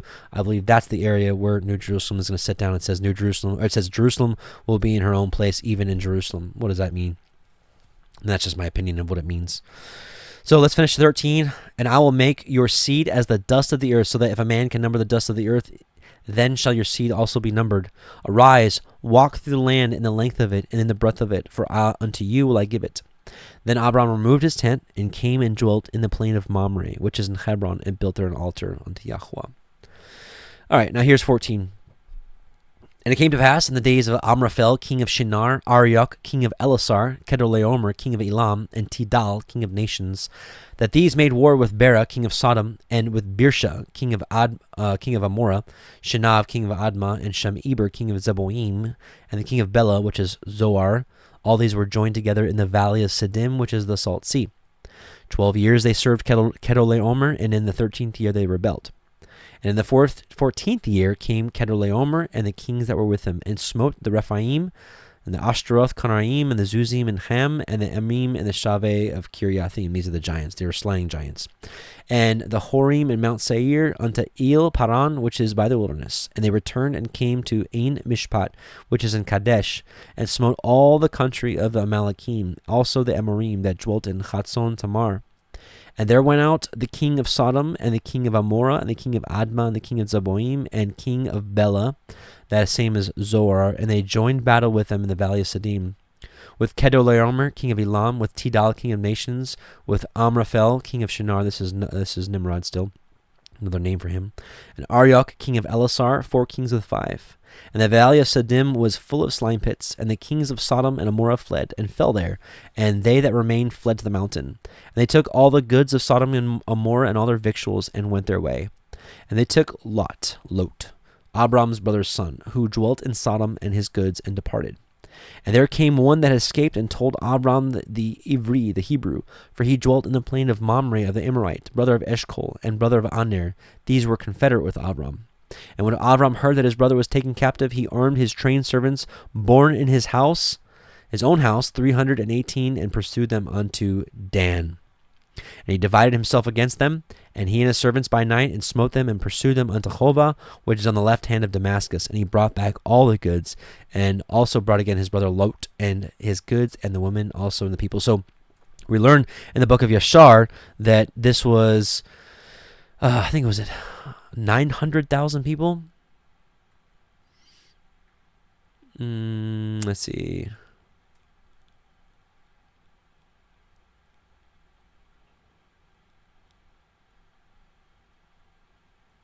It says, I think I saw it somewhere, didn't it? These were, 800,000 men. 800,000 men. Whew. Wow. Now, Melchizedek, the mysterious Melchizedek. In the book of Hebrews, Paul's like, I want to tell you more about Melchizedek, but how can I tell you more about Melchizedek? You should be teachers by now, but you still need the milk. So how can I teach you more about Melchizedek? Well, guess what? We're going to learn more about Melchizedek today. If you wanted to learn more about him or the priesthood of Melchizedek, we're going to learn more today. We're going to learn the backstory.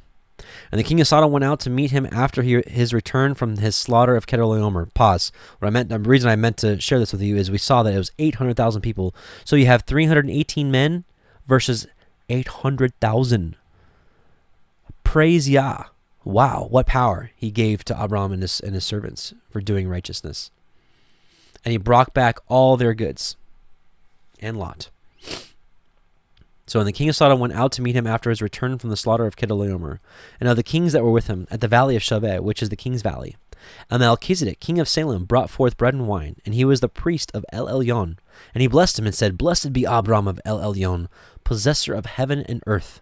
And blessed be El Elyon, which has delivered your enemies into your hand. And he gave him tithes of all. And the king of Sodom said unto Abram, Give me the persons, and take the goods to yourself. And Abram said to the king of Sodom, I have lifted up my hand unto El Yahweh, El Elyon, the possessor of heaven and earth, that I will not take from a thread even to a shoe latchet, and that I will not take anything that is yours, lest you should say, I have made Abram rich, save only that which the young men have eaten, and the portion of the men which were went with me, Honor, Eshcol, and Mamre, let them take their portion. So Abram, we're going to read about this, was tested in this, because think about it, he did what was right. He went, so the kings, the 800,000 men and their kings, they stole, or they took all the stuff from Sodom and Gomorrah, and Abram went and killed them all and took all the spoil back. So the right thing to do, if you think about this, if you're an Abram, so the right thing to do would be to give it back to the rightful owners. But even Sodom, the king of Sodom was like, just take it. You've saved us. Just take it. And Abram could have been like, all right, cool, thanks. But no, he did the right thing. He's like, no, I'm going to give it to you. I'm going to give it back to you. I'm going to give it back to its rightful owner. But let's learn about Melchizedek. Let's go to Yashar.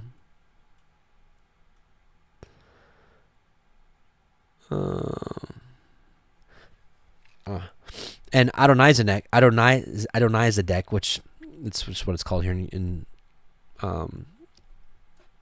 Yashar, king of Jerusalem. The same was Shem, and he went out with his men to meet Abram and his people with bread and wine, and they remained together in the valley of Melech. And Adonizedek blessed Abram, and Abram gave him a tenth from all that he had brought from the spoil of his enemies. For Adonizedek was a priest before Elohim. So this is saying that Shem was Melchizedek, and some people will be like, whoa, whoa, whoa, whoa, pump the brakes. Pump the brakes. What does Hebrews say? Hebrews 7 says, For this Melchizedek, king of Salem, priest of the Most High, who met Abraham returning from the slaughter of the kings, and blessed him, to whom also Abram gave a tenth part of all, first being by interpretation king of righteousness, and after that also being the king of Salem, which is king of peace, without, now listen, this is why people will be like, it can't be Shem, because look, without father, well, Shem had a father, without mother, Shem had a mother, without descent, Shem had descent, neither having neither beginning of days nor end of life, but made like unto the son of Elohim, abides a priest continually. And what we're going to learn here is that this is basically saying that the Melchizedek is a office. It's a priesthood, an office, that the priesthood itself doesn't have father or mother. The priesthood itself is without descent. The priesthood having neither beginning of days nor end of life, but made like unto the son of Elohim, like we learned in the Psalms, you are a priest forever after the order of Melchizedek. So there's an order of it. There's an order. There's a succession. And so let's read what Paul was probably quoting or was familiar with. Let's look at the writings of Abraham, and I think we'll get that question answered today. And let's see, clicked off the writings of Abraham on accident. Let's go back to it.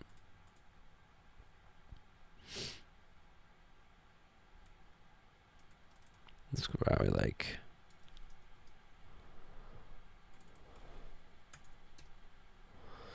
We're going to go to the writings of Abraham.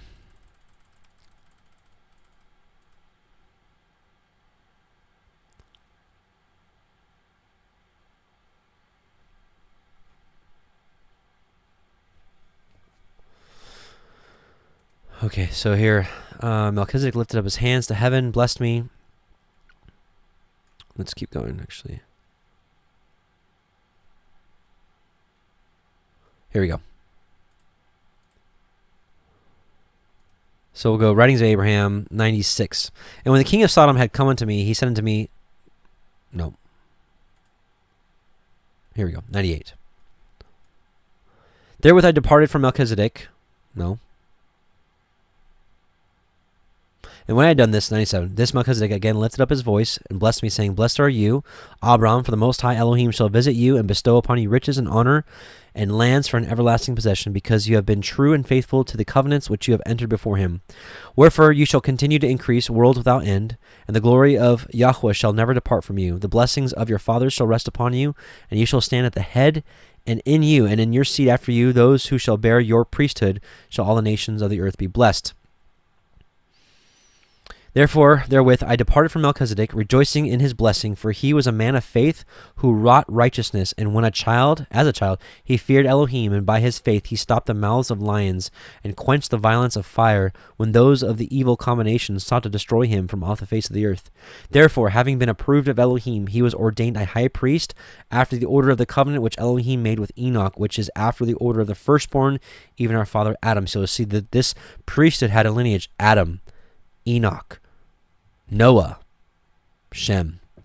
For this holy, listen, we're answering this question without father, Melchizedek, without father, without mother, without descent, having neither beginning of days nor end of life, but made like unto the son of Elohim, abides a priest continually. Now here we go.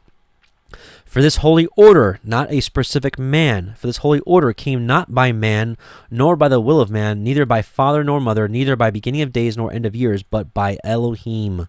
For it was established in the beginning of the earth by the Ancient of Days, wherefore it is called the order of the ancients. And it was delivered unto men from the beginning by the calling of Elohim's own voice, according to his own will, through the voice of his priesthood, unto as many as believed on his name and were faithful until they had obtained. Behold, these could transcend the veil according to the will of Elohim and commune with the general assembly in the church of the assembly of the firstborn in heaven, and many were caught up to be with him.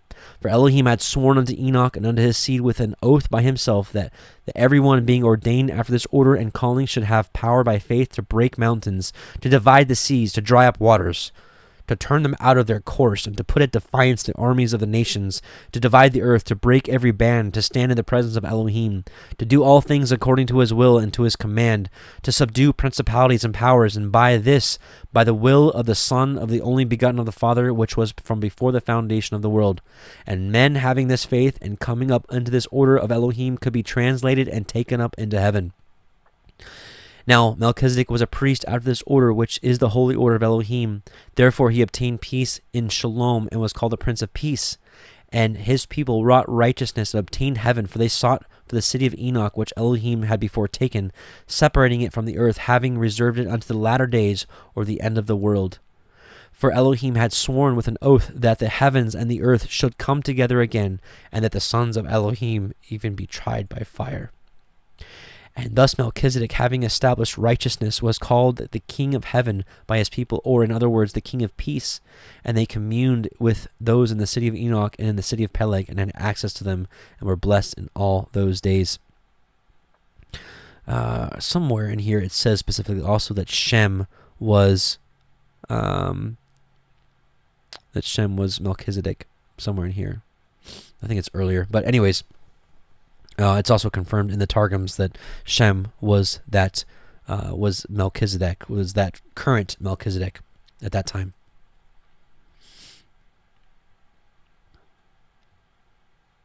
And so this is the restoration. The Messiah Yahusha restored this priesthood. And I believe you have the ability to be in this order with him. And this is the Targums, the Aramaic. Genesis 14:18, and Melchizedek, spelled Melchizedek, who was Shem, son of Noah, the king of Jerusalem, came forth to meet Abram and brought forth to him bread and wine, and in that time he ministered before Elohim. All right. So Abram, what we said earlier, Abram was tested in this way about the riches of the kings. Let's read about it. Jubilees 17. 15 through 18. I just want to put a little disclaimer, Jubilees. I do believe Jubilees is a great book, and I filled with a lot of great information. We've quoted it quite a bit in these first couple weeks, but I want to make mention that I do not believe in Jubilees chapter 50. It is debated whether Jubilees chapter 50 was added, and I do believe it is. I believe there's commands in Jubilees chapter 50 that are adding to the Torah, and I'm not in agreement with. But I do still like the book and do like to glean from it from time to time where it's relevant. But I do not agree with Jubilees chapter 50. Just going to put that out there as a disclaimer. Jubilees 17:50, and the prince Mastema came and said before Elohim, this is Satan, Behold, Abram loves Yitzchak his son, and he delights in him above all things else. Bid him to offer him as a burnt offering on the altar, and you will see if he will do this command, and you will know if he is faithful in everything wherein you do try him. So we can see where the origin of this command came from. And Yahweh knew that Abram was faithful in all his afflictions, for he had tried him through his country and with famine, and he had tried him with the wealth of the king. So this was a test for Abram. Like all that wealth was at his fingertips. But Abram did what was right and gave it back to its rightful owners. And he had tried him through his woman when she was torn from him, and with circumcision, and had tried him through Ishmael and Hagar, his maidservant, when they were sent him away. And in everything wherein he had tried him, he was found faithful, and his soul was not impatient, and he was not slow to act, for he was a faithful and a lover of Yahweh. For he was faithful and a lover of Yahweh. And this is the deeds of Abraham. That's the deeds of Abraham.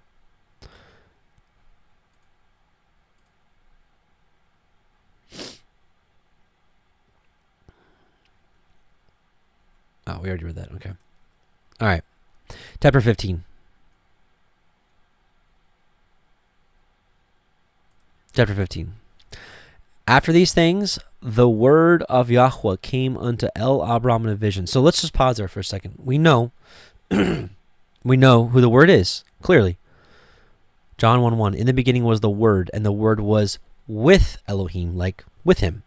And the word was Elohim. So Messiah is God. He's everlasting deity. So is the Father. Anyways, John 1:14. And the Word was made flesh and dwelt among us, and we beheld his glory as the only begotten of the Father, full of grace and truth. So the Word of Yah is Messiah. Period. So after these things, the word of Yahweh came unto Abram in a vision, saying, so the word of Yahweh literally came and spoke to him, saying, fear not, Abram, I am your shield and your exceeding great reward. And the reason I like to emphasize this is because I want to give Messiah the glory that the glory is due to him, because everything goes back to the Father, because even the Son gave all glory to the Father. He's like, why do you call me good? There's only one, that's Elohim. My doctrine is not my own, but the Father who gave it to me.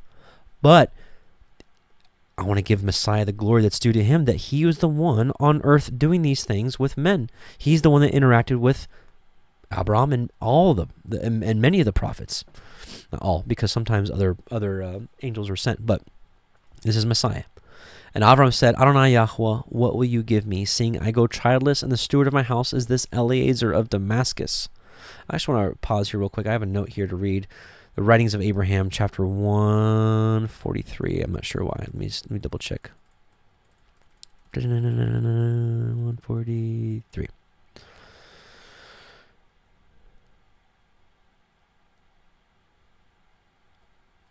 Oh, I had something else here. I wanted to read. Okay. John 8:56-58. Your father Abraham rejoiced to see my day, and he saw it, and I was glad. Then said the Jews unto him, you are not yet 50 years old, and have you seen Abraham? So Messiah, the word of Elohim, saw Abraham. Yahushua said unto him, verily, verily, I say unto you, before Abraham was, I am. And they were like, whoa. So how did Messiah see his day? How did he see Abraham's day? This is we probably should leave this for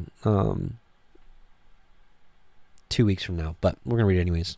As we approached the mountain, Isaac said unto me, my father, we have with us the fire and the wood, but we have no lamb to serve as a burnt offering unto Yahweh. Explain now unto me the mystery hidden in this thing, that I may be obedient unto all which Yahweh Elohim requires of me. Then I rejoiced, for I knew that Yahweh had revealed in the heart of my son Yitzchak that which we must do. Therefore I said unto him, Yitzchak, my son, Yahweh has chosen you to be a perfect burnt offering unto him instead of the lamb. Listen to this.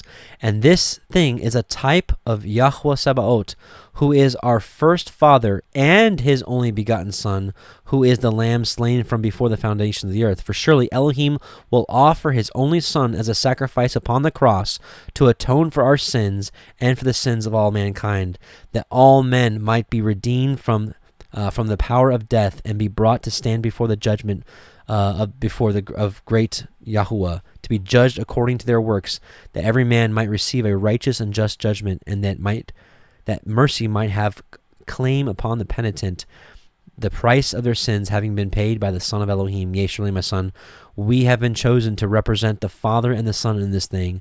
And though I grieve to think of losing you, my beloved, yet I rejoice that we are honored thus to represent Elohim. So Abraham foresaw this happening. And Abram said, behold, to me you have given no seed, and lo, one born in my house is my heir. And behold, the word of Yahweh came unto him, so literally came to him, saying, This shall not be your heir, but he that shall come forth out of your own generation shall be your heir. And he brought him forth abroad and said, Look now toward the heaven. So the word of Yah took him. What kind of journey did he take him on? Look now toward the heaven and count the stars. If you be able to number them, he said to him, so shall your seed be. We did a study called The Identity of the Stars in Heaven, Enoch 43. Check it out. But I just want to show you here real quick. And I saw other lightnings and the stars of heaven, and how he called them all by their names, and they hearkened unto him. So they listened to him. And I saw how there are weighed in a righteous balance according to their proportions of light, the width of their spaces and the day of their appearing, and how their revolution produces lightning. And I saw their revolution according to the number of the angels, and how they keep faith with each other. And I asked the angel who went with me, who showed me what is hidden, what are these? He's asking, what are the stars? And he said to me, Yahweh Sabaoth has showed you their parabolic meaning. These are the names of the holy who dwell on the earth and believe in the name of Yahweh Sabaoth forever and ever. So the stars themselves are a parable for the righteous. So they take this literally. He brought him forth abroad and said, Look now toward the heavens and count the stars. If you be able to number them, he said unto him, so shall your seed be. So is it possible that the Most High made the stars according to the number of the end times remnant, of all the righteous people from Adam all the way to the very end, as the number of the stars? So although we see the literal fulfillment, even Moshe says, now today you are the stars of heaven, or the sand of the sea. So physically that was the realization, but the long term, the spiritual and the ultimate goal of this promise, I believe, is going to come to pass in the end when all of the saints are gathered in New Jerusalem. So we want to be stars, not like how the world tells us to shoot for the stars and be like a basketball star or a music star or a country star or a movie star. No, the star of heaven. And he believed in Yahweh, and it counted to him for righteousness. An amazing passage. Believing in Yah is counting. So when we believe Yah's promises, it's counting as righteousness. But we also know that there was action behind this belief, because belief without action is nothing. Hebrews 11:8-19 says, By faith Abram, when he was called to go into a place which he should receive after for an inheritance, obeyed, and he went out, not knowing whither he went. So he believed him, and he acted. By faith he sojourned in the land of promise, as in a strange country, dwelling in tabernacles with Yitzchak and Jacob, the heirs with him of the same promise. For he looked for a city which has foundations, whose builder and maker is Elohim. And that's the same city we're looking for. Through faith also Sarah herself received strength to conceive seed, and was delivered of a child when she was past age, because she judged him faithful who had promised.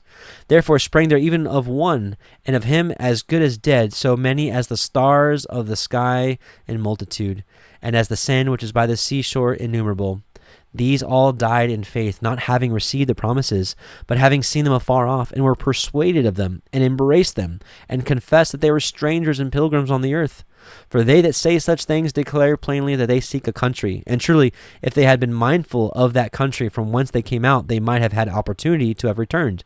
But now they desire a better country, that is, an heavenly. Wherefore Elohim is not ashamed to be called their Elohim, for he has prepared for them a city. By faith Abraham, when he was tried, offered up Yitzchak, and that he had received the promises, offered up his only begotten son, of whom it was said that in Yitzchak shall your seed be called, accounting that Elohim was able to raise him up even from the dead, from whence also he received him in a figure. And of course, we know that he believed in Yahweh, and he counted it to him for righteousness. Also, Genesis 26:5 says, Because that Abraham obeyed my voice, kept my charge, my commandments, my statutes, and my laws. And so we know righteousness comes by belief, by faith, but also we cannot disagree. 3. Deuteronomy 6:25 says, And it shall be our righteousness if we observe to do all these commandments before Yahweh our Elohim, as he commanded us. Also, here, anyway, I thought it was 7. This is 1 John 3:7. Little children, let no man deceive you. He that does righteousness is righteous, even as he is righteous. So we can't have one without the other. That's why the book of James is so important, that faith without works is dead. Works without faith is dead. Faith and works, that's our walk. That's our faith. So he believed in Yahweh and counted to him for righteousness. And he said unto him, I am Yahweh that brought you out of Ur of the Chaldees to give you this land. And I'd like to actually see, brought you out. Let's see, huh? So it's interesting because this is the passage I was saying earlier. I am Yahweh that brought you out of Ur of the Chaldees to inherit it. And we're like, well, when did we see him bringing him out of Ur of the Chaldees? And I'd like to see what this is. Study on the fly. This is how we do it. Brought you out. Yeah, come out. Okay, to go out, to cause, to bring out, to deliver. Right. I'm the one that delivered you out of the Ur of the Chaldees.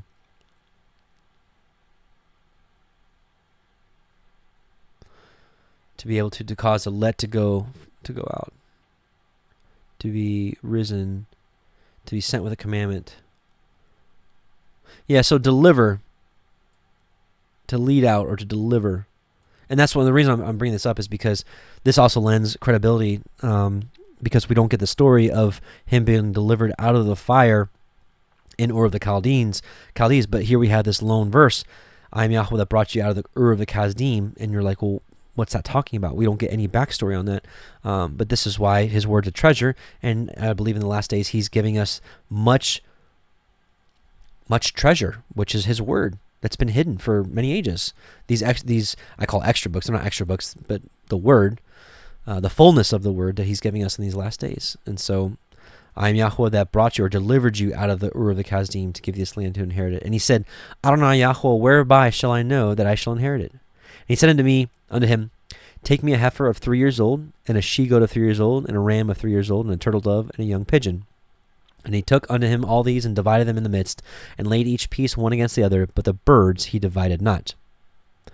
And when all the fowls came down upon the carcasses, Abram drove them away. In the apocalypse of Abraham, we learned that this is Satan trying to disrupt this covenant that's about to be made.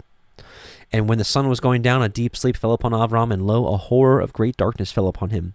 And he said unto Abram, know of a surety that your seed shall be a stranger in a land is not theirs, and shall serve them, and they shall afflict them 400 years. But we learn through the Septuagint and other books that the captivity in Egypt was not 400 years. But this 400 years is a time marker from right now all the way to the day that they're delivered out of Egypt. So you have the time of sojourning of Abraham, Yitzchak, and Jacob sojourning in the land of Canaan, and then of course you have the 3 generations living in the land of Egypt and eventually in servitude. And also the reason I say that, we know it's 3 generations because we look through the lineage of Levi. We have Levi who went down into Egypt. Levi had Kohath. Kohath had Amram, and Amram had Moses, and then they're delivered. So 3 generations were born in Egypt, which came out to like 200 and something years. Forgive me, I don't have the math on hand right now. And also that nation whom they shall serve will I judge, and afterward shall they come out with great substance. And you shall go to your fathers in peace, and you shall be buried in a good old age. But in the 4th generation they shall come hither again, for the iniquity of the Amorim is not yet full. So it's the 4th generation of those in captivity, and that's what I just said. It's Levi, Kohath, Amram, Moshe, the 4th generation. And it came to pass that when the sun went down, and so nothing happens without he first reveals it to his prophets. And so when they're in Egypt, they should have known this, that in the 4th generation they shall come hither again. So in the 4th generation, they'll come back. And so Yah always has some breadcrumbs, some puzzle pieces, or just blunt information that, hey, this is when it's going to happen. Just like also when they went to Babylon, when 70 years are fulfilled. According to the book, according to what he gave Jeremiah, that's when they knew. That's when Daniel prayed in Daniel 9. He's like, I learned according to the books of the 70 years that it should be filled according to the word that Yah gave to Jeremiah, and then he sought Yahweh in prayer and supplication and fasting. And it came to pass that when the sun went down and it was dark, behold, a smoking furnace and a burning lamp that passed between those pieces. And the same day Yahweh cut a covenant with Abram, saying, unto your seed have I given this land, and from the river of Mitzrayim unto the great river, the river Perath, the Canaanim, and the Kenazim, and the Kadmonim, and the Hittim, and the Perizim, and the Rephaim, and the Amorim, and the Canaanim, and the Girgashim, and the Yebusim. Chapter 16. Excuse me. Now Sarai, Abram's woman, bore him no children, and she had a handmaid, a Mitzrite, whose name was Hagar. I forget which book we learn it from, but we learn that Hagar was a daughter of Pharaoh, a princess, an Egyptian nonetheless. And Sarai said to Abram, Behold, now Yahweh has restrained me from bearing. I pray you, go in unto my maid, and it may be that I may obtain children by her. And Abram hearkened to the voice of Sarai. And Sarai, Abram's woman, took Hagar her maid, the Mitzrayim, after Abram had dwelt 10 years in the land of Canaan, and gave her to her man Abram to be his woman. And he went unto Hagar, and she conceived, and when she saw that she had conceived, her mistress was despised in her eyes. So Hagar became prideful and haughty, like, I'm pregnant. And Sarai said unto Abram, My wrong be upon you. I have given my maid into your bosom. And when she saw that she had conceived, I was despised in her eyes. Yahweh judge between me and you. But Abram said unto Sarai, Behold, your maid is in your hand. Do to her as it pleases you. And when Sarai dealt hardly with her, she fled from her face. Let's get a little backstory of Hagar here. We have the writings of Abraham 107. How fast can you click? 107. And when it came into Hagar in Sarah's bed, she conceived. And when Hagar saw that she had conceived, she rejoiced greatly and began to be lifted up in pride and to despise Sarah. And she taunted Sarah, saying, Surely I am better than you, for in all the years your Lord has lain with you, you have not conceived. But lo, in this short time I have conceived from the seed of my Lord. My master. And Sarah was grieved in her heart, and she said to me, Surely Hagar has wronged me, and you have also contributed to her wrong, for she's spoken despitefully to me in your presence, yet you have done nothing to correct her. But I replied to Sarah, Surely Hagar is your child, for you have instructed her from her youth. Correct her therefore as it seems good to you. And I meant to read this earlier also. It says, For Hagar had been raised by Sarah and been taught by her, and had followed Sarah in ways of righteousness. So Hagar was a righteous woman. But of course, like all of us, like the best of us, we mess up. Jasher 16:23. Okay, so verse 25. For Hagar learned all the ways of Sarai, as Sarai taught her. She was not in any way deficient in following her good ways. And Sarai said to Abram, Behold, there is my handmaid Hagar. Go to her, that she may bring forth upon my knees, that I may also obtain children by her. And at the end of 10 years of Abram's dwelling in the land of Canaan, which is the 85th year of Abram's life, Sarai gave Hagar unto him. And Abram hearkened to the voice of his wife Sarai, and took his handmaid Hagar, and Abram came to her, and she conceived. And when Hagar saw that she had conceived, she rejoiced greatly, and her mistress was despised in her eyes. And she said within herself, This can only be that I am better before Elohim than Sarai my mistress. For all the days that my mistress had been with my master, she did not conceive. But to me, Yahweh has caused in so short a time to conceive by him. And so when Sarai saw that Hagar had conceived by Abram, Sarai was jealous of her handmaid. Anyways, so this is the same thing. Just another witness. All right, back to Genesis 16, verse 7. And the angel of Yahweh... and when Sarai dealt hardly with her, she fled from her face. And the angel of Yahweh found her by a fountain of water in the wilderness. By the way, if you have not seen the video we put out maybe about 2 years ago now, it's called The Identity of the Angel, the Angel of Yahweh, the Identity, or the Identity of the Angel of Yahweh. And I think it's spelled YHWH. Because we'll see plainly that this is Messiah coming to her. By the fountain of the way to Shur. And he said, Hagar, Sarah's maid, whence came you, and whither will you go? And she said, I flee from the face of my mistress Sarai. And the angel of Yahweh said unto her, Return to your mistress, and submit yourself under her hands. And the angel of Yahweh said unto her, I, not Yahweh will, or I will, right? So this is not like an angel just being a messenger that, hey, the Most High is going to do this.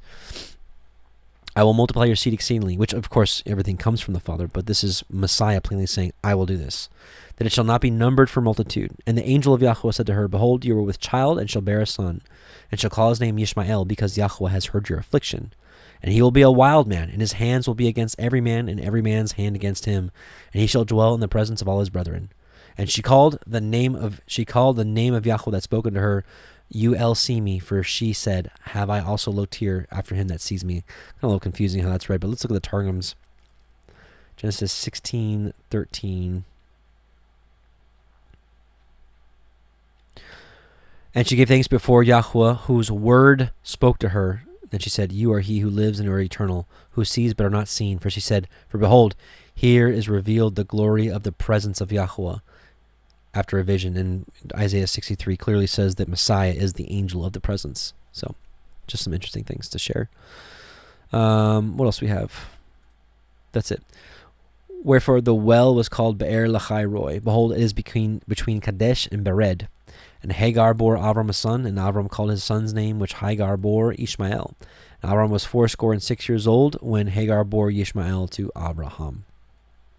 All right, last chapter, 17, and we're going to finish up.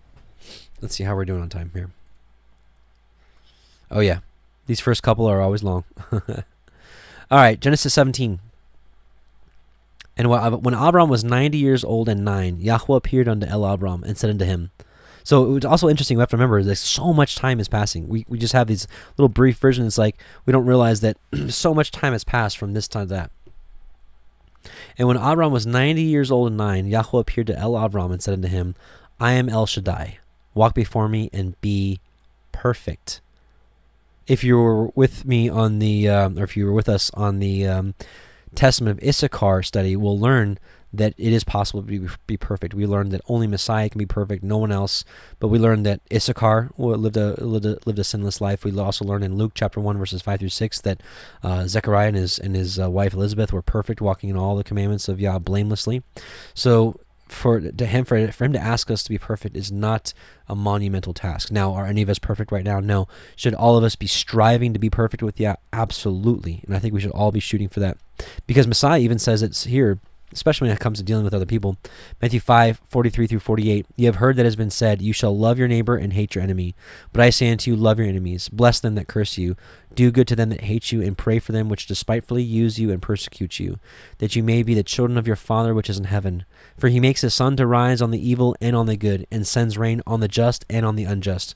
For if you love them which love you, what reward have you? Do not even the publicans the same? And if you salute your brethren only, what do you more than others? Do not even the publicans so? Be therefore perfect, even as your Father which is in heaven is perfect. Messiah asks us the same thing, or commands, excuse me. And I will make my covenant between me and you, and will multiply you exceedingly. And let's read about this in the Targums as well. This is where it's interesting. And I will set my covenant between my word and you, and will multiply you very greatly. So the covenant's always been between us and the Son. It's obviously us through the Father, but through his Son, through the mediator of the covenant. And Abram fell on his face, and Elohim talked with him, saying, as for me, behold, my covenant is with you, and you shall be a father of many nations. Neither shall your name any more be called Abram, but your name shall be Abraham. For a father of many nations have I made you. And I will make you exceeding fruitful, and I will make nations of you, and kings shall come out of you. I will establish my covenant between me and you and your seed after you in their generations for an everlasting covenant, to be Elohim unto you, and to your seed after you. And I will give unto you, and to your seed after you, the land wherein you are a stranger, all the land of Canaan, for an everlasting possession. We read this earlier. And I will be their Elohim. And Elohim said unto Abram, you shall guard my covenant therefore, you and your seed after you in their generations. This is my covenant which you shall guard between me and you and your seed after you. Every male child among you shall be circumcised, and ye shall circumcise the flesh of your foreskin, and it shall be a sign of the covenant between me and you. He that is 8 days old shall be circumcised among you, every male child in your generations. He that is born in the house, or bought with money of a stranger, which is not of your seed. He that is born in your house, and he that is bought with your money, must need to be circumcised, and my covenant shall be in your flesh for an everlasting covenant. Same thing we see with the Sabbath, the feast days, everlasting, forever. And we'll pause there. Actually, we'll read one more. And the uncircumcised male child whose flesh of his foreskin is not circumcised, that soul shall be cut off from his people. He has broken my covenant. So this is something that it doesn't end. And so we have some words from Paul that seem to be confusing, but let's read something else, because we know that there's a circumcision of the flesh and a circumcision of the heart. And I'm here to tell you, just like faith and obedience go together hand in hand in the walk. I believe that circumcision of the heart and the flesh are also both equally important. I believe in our time, the circumcision of the heart comes first, and then through obedience, the circumcision of the flesh. Deuteronomy 10:16, circumcise therefore the foreskin of your heart and be no more stiff-necked. So we see even back in the Torah days that the circumcision of the heart is not some new doctrine. 1 Corinthians 7:18 through 20, is any man called being circumcised? Let him not become uncircumcised. Is any called in circumcision? Let him not be an uncircumcision, let him not be circumcised. So this might be confusing. So you're like, well, if you're called while your member is snipped, don't seek to unsnip it. Oh, that's impossible. So he must be speaking in a metaphor here or in a similitude. And then is any called in uncircumcision? Let him not be circumcised. So a lot of people will take this literally, be like, well, if you're called and you're not snipped down there, don't do it. So Paul would be basically preaching against the commandment of Yah, and that's not what he's doing here. Remember I said earlier that the circumcision is a nickname for being a Jew, and uncircumcision is a nickname for being a Gentile. So we can read it as this: is any man being called a Jew? Let him not become a Gentile. Is any called to be a Gentile? Let him not be a Jew. So we don't have to. So he's not calling Gentiles to become like Jews in a physical sense, not in circumcision, but in the way that how am I trying to explain this? All I'm trying to say is that Paul is not literally talking about not doing circumcision here. Circumcision is nothing, so being a physical Jew is nothing, and being a Gentile is nothing, but the keeping of the commandments of Elohim, which what we just read, this is a commandment of Elohim. So Paul could not be talking about not circumcising. Let every man abide in the same calling where he was called. So this is a calling. This is not in the physical. He didn't say, let every man stay in the physical state where he is in, like the physical, snipping here. Acts 16:1 through 4. Then came he to Derbe and Lystra, and behold, a certain disciple was there named Timotheus, the son of a certain woman, which was a Jewess and believed, but his father was a Greek, which was well reported of by the brethren that were at Lystra and Iconium. Him would Paul have to go forth with him, and took and circumcised him because of the Jews which were in those quarters, for they knew that all his father was a Greek. And as they went through the cities, they delivered them decrees to keep that were ordained of the apostles and elders which were at Jerusalem. So here he circumcised Timothy. So if circumcision is nothing, or he preached against circumcision, why wouldn't he be like, Timothy, we're not going to circumcise you, brother. We're just going to leave you as you are. But no, he circumcised him. Remember this, 2 Peter 3:14 through 17. Wherefore, beloved, seeing that you look for such things, be diligent that you may be found of him in peace, without spot and blameless. An account that the long suffering of our Master is salvation, even as our beloved brother Paul, also according to the wisdom given unto him, has written unto you, as also in all his epistles, speaking in them of these things, in which are some things hard to be understood. So some things that Paul writes are hard to be understood, which they that are unlearned and unstable wrest, as they do also the other scriptures unto their own destruction. Ye therefore, beloved, seeing you know these things before, beware lest you also, being led away with the error of the wicked, fall from your own steadfastness. Remember in the wilderness, Deuteronomy 8:2, and ye shall remember all the way which Yahweh your Elohim led you these 40 years in the wilderness, to humble you, to prove you, to know what was in your heart, whether you would keep his commandments or no. So it's all a big test. Ezekiel 44:9, this is end time stuff. This is in the temple. This is in New Jerusalem. Thus says Yahweh Elohim, nor stranger, uncircumcised in heart, nor uncircumcised in flesh, shall enter into my sanctuary of any stranger that is among the children of Israel. So here we see circumcision of the heart and the flesh is important, or else they're not getting in the assembly. Kind of interesting, right? Also, I want to make mention that this whole circumcision deal, I believe we can look at in Acts 15, because they're talking about salvation. How do we get delivered out of Egypt into the wilderness, into this testing?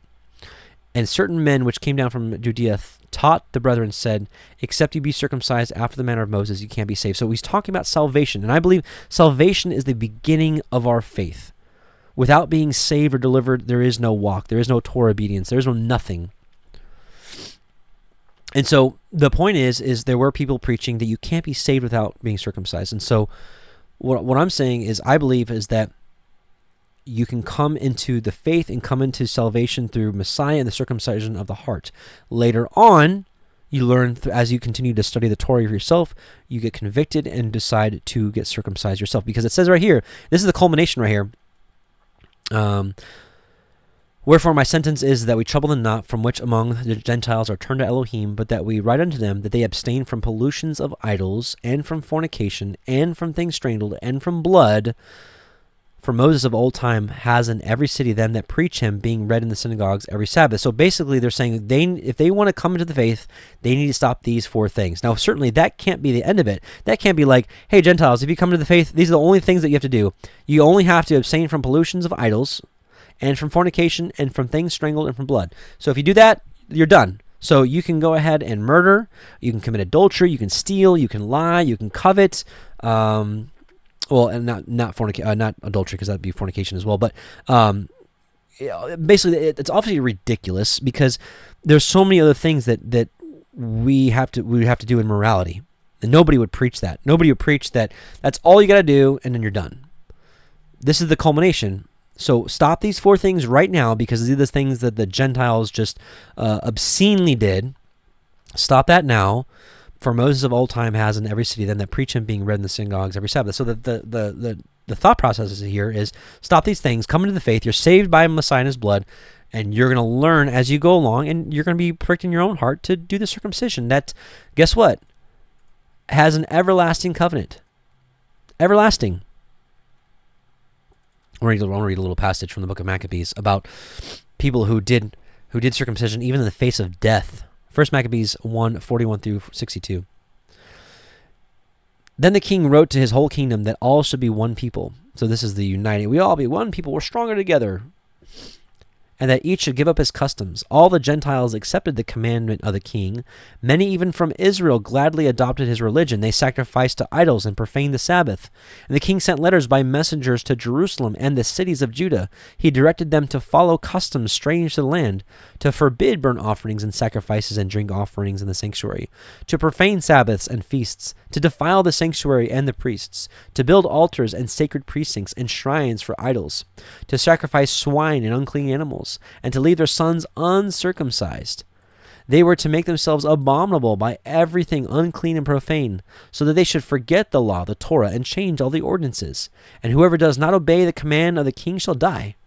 In such words he wrote to his whole kingdom, and appointed inspectors over all the people, and commanded the cities of Judah to offer sacrifice city by city. Many of the people, every one whom they forsook the Torah, joined them, and they did evil in the land, and they drove Israel into hiding in every place of refuge they had. Now on the 15th day of Kislev, in the 145th year, they erected a desolating sacrilege upon the altar of burnt offering. They also built altars in the surrounding cities of Judah, and burned incense at the doors of the houses and in the streets. The books of the Torah which they found they tore to pieces and burned with fire. Where the book of the covenant was found in the possession of anyone, or if anyone adhered to the Torah, the decree of the king condemned him to death. They kept using violence against Israel, against those found month after month in the cities, and on the 25th day of the month they offered sacrifice on the altar which was upon the altar of burnt offering. According to the decree, they put to death the women who had their children circumcised, and their families, and those who circumcised them, and they hung the infants from their mothers' necks. But many in Israel stood firm, and were resolved in their hearts not to eat unclean food.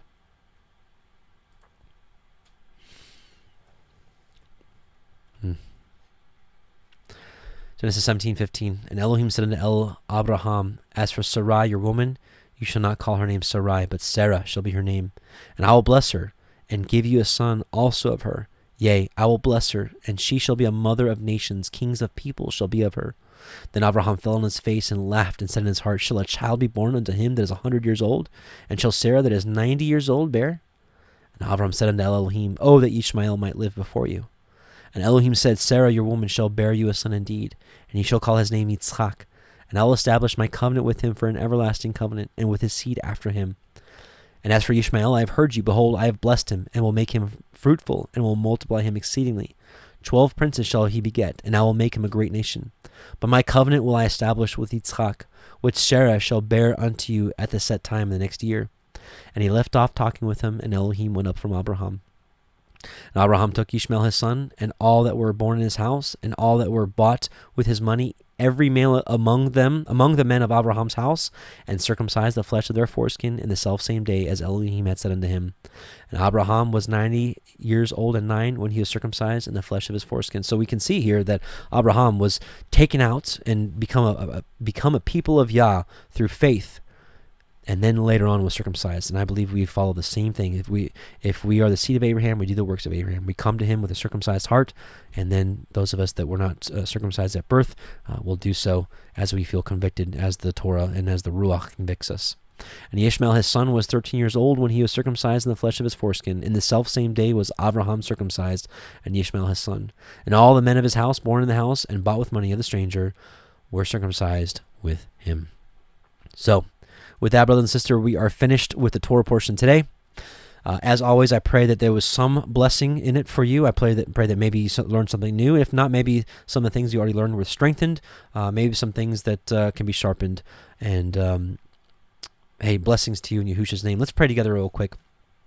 Father Yahweh, we just come before you in Yahushua's name, and we're so thankful and so glad to be able to become the seed of Abraham through faith in your only begotten Son whom you sent for us. And Father, we rejoice.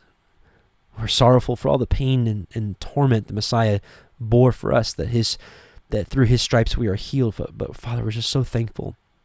We're so thankful that you did. And Father, we just ask, help us in this walk. We're going through some hard times and so many persecutions, and we're going through so many trials, Father. And we just ask that you help us through these things and strengthen us through them. And that those out there, Father, that are broken, that their body is broken, Father, help us. Get us back on our feet. Heal us, Father. Those with a depression, Father, comfort their heart and heal their heart to know that they would know, Father, that they have you to rest on, and that you care for them, that they may cast all their cares upon you, Father. And that we just ask that you, O Yahushua, that you would be our shield and exceeding great reward, just as you've given the promise to Abraham, that we as the seed of Abraham would have that same promise. And we just ask that we be found worthy at the time of Messiah Yahushua's return. And we just bless you and thank you so much for allowing us to study together and to grow together. In Yahushua's mighty name we do pray. Amen. Hallelujah. Hallelujah, brothers and sisters. Hey, praise be to Yah. Let's do a quick song, and we will finish up. Blessings and shalom to you. We'll do the commandment song. It's for the children, you know. Let's sing a little song about the two greatest commandments, loving Yahweh and loving people. Let's start with how we love him. You shall not have any other Elohim before him. You shall not have any graven images. For you are his, you shall not bow down to them, nor shall you ever serve them. Keeping his commandment shows you love him. Yahushua did not abolish, but strengthen them. Blessed are those who keep his way. They may have the right to through the gate.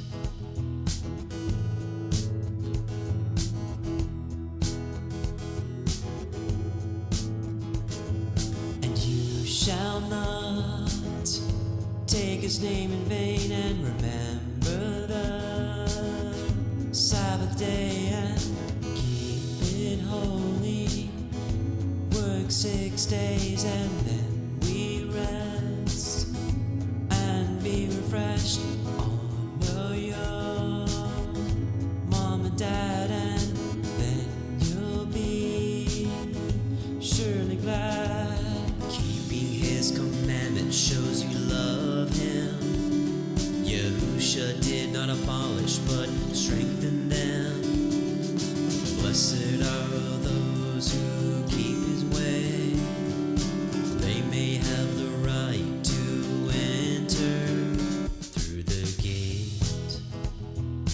Now we're going to sing about loving other people. Here's how.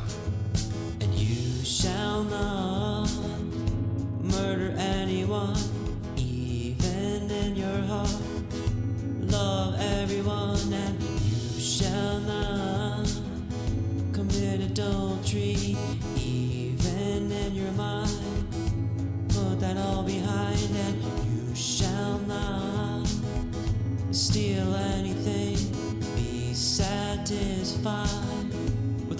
Yah provides, and you shall not tell any lies, for he sees all who's above the skies. You shall not covet anything, but keep his ways. You won't lack a thing. Keeping his commandment shows you love him. Yahusha did not abolish, but strengthen them. Blessed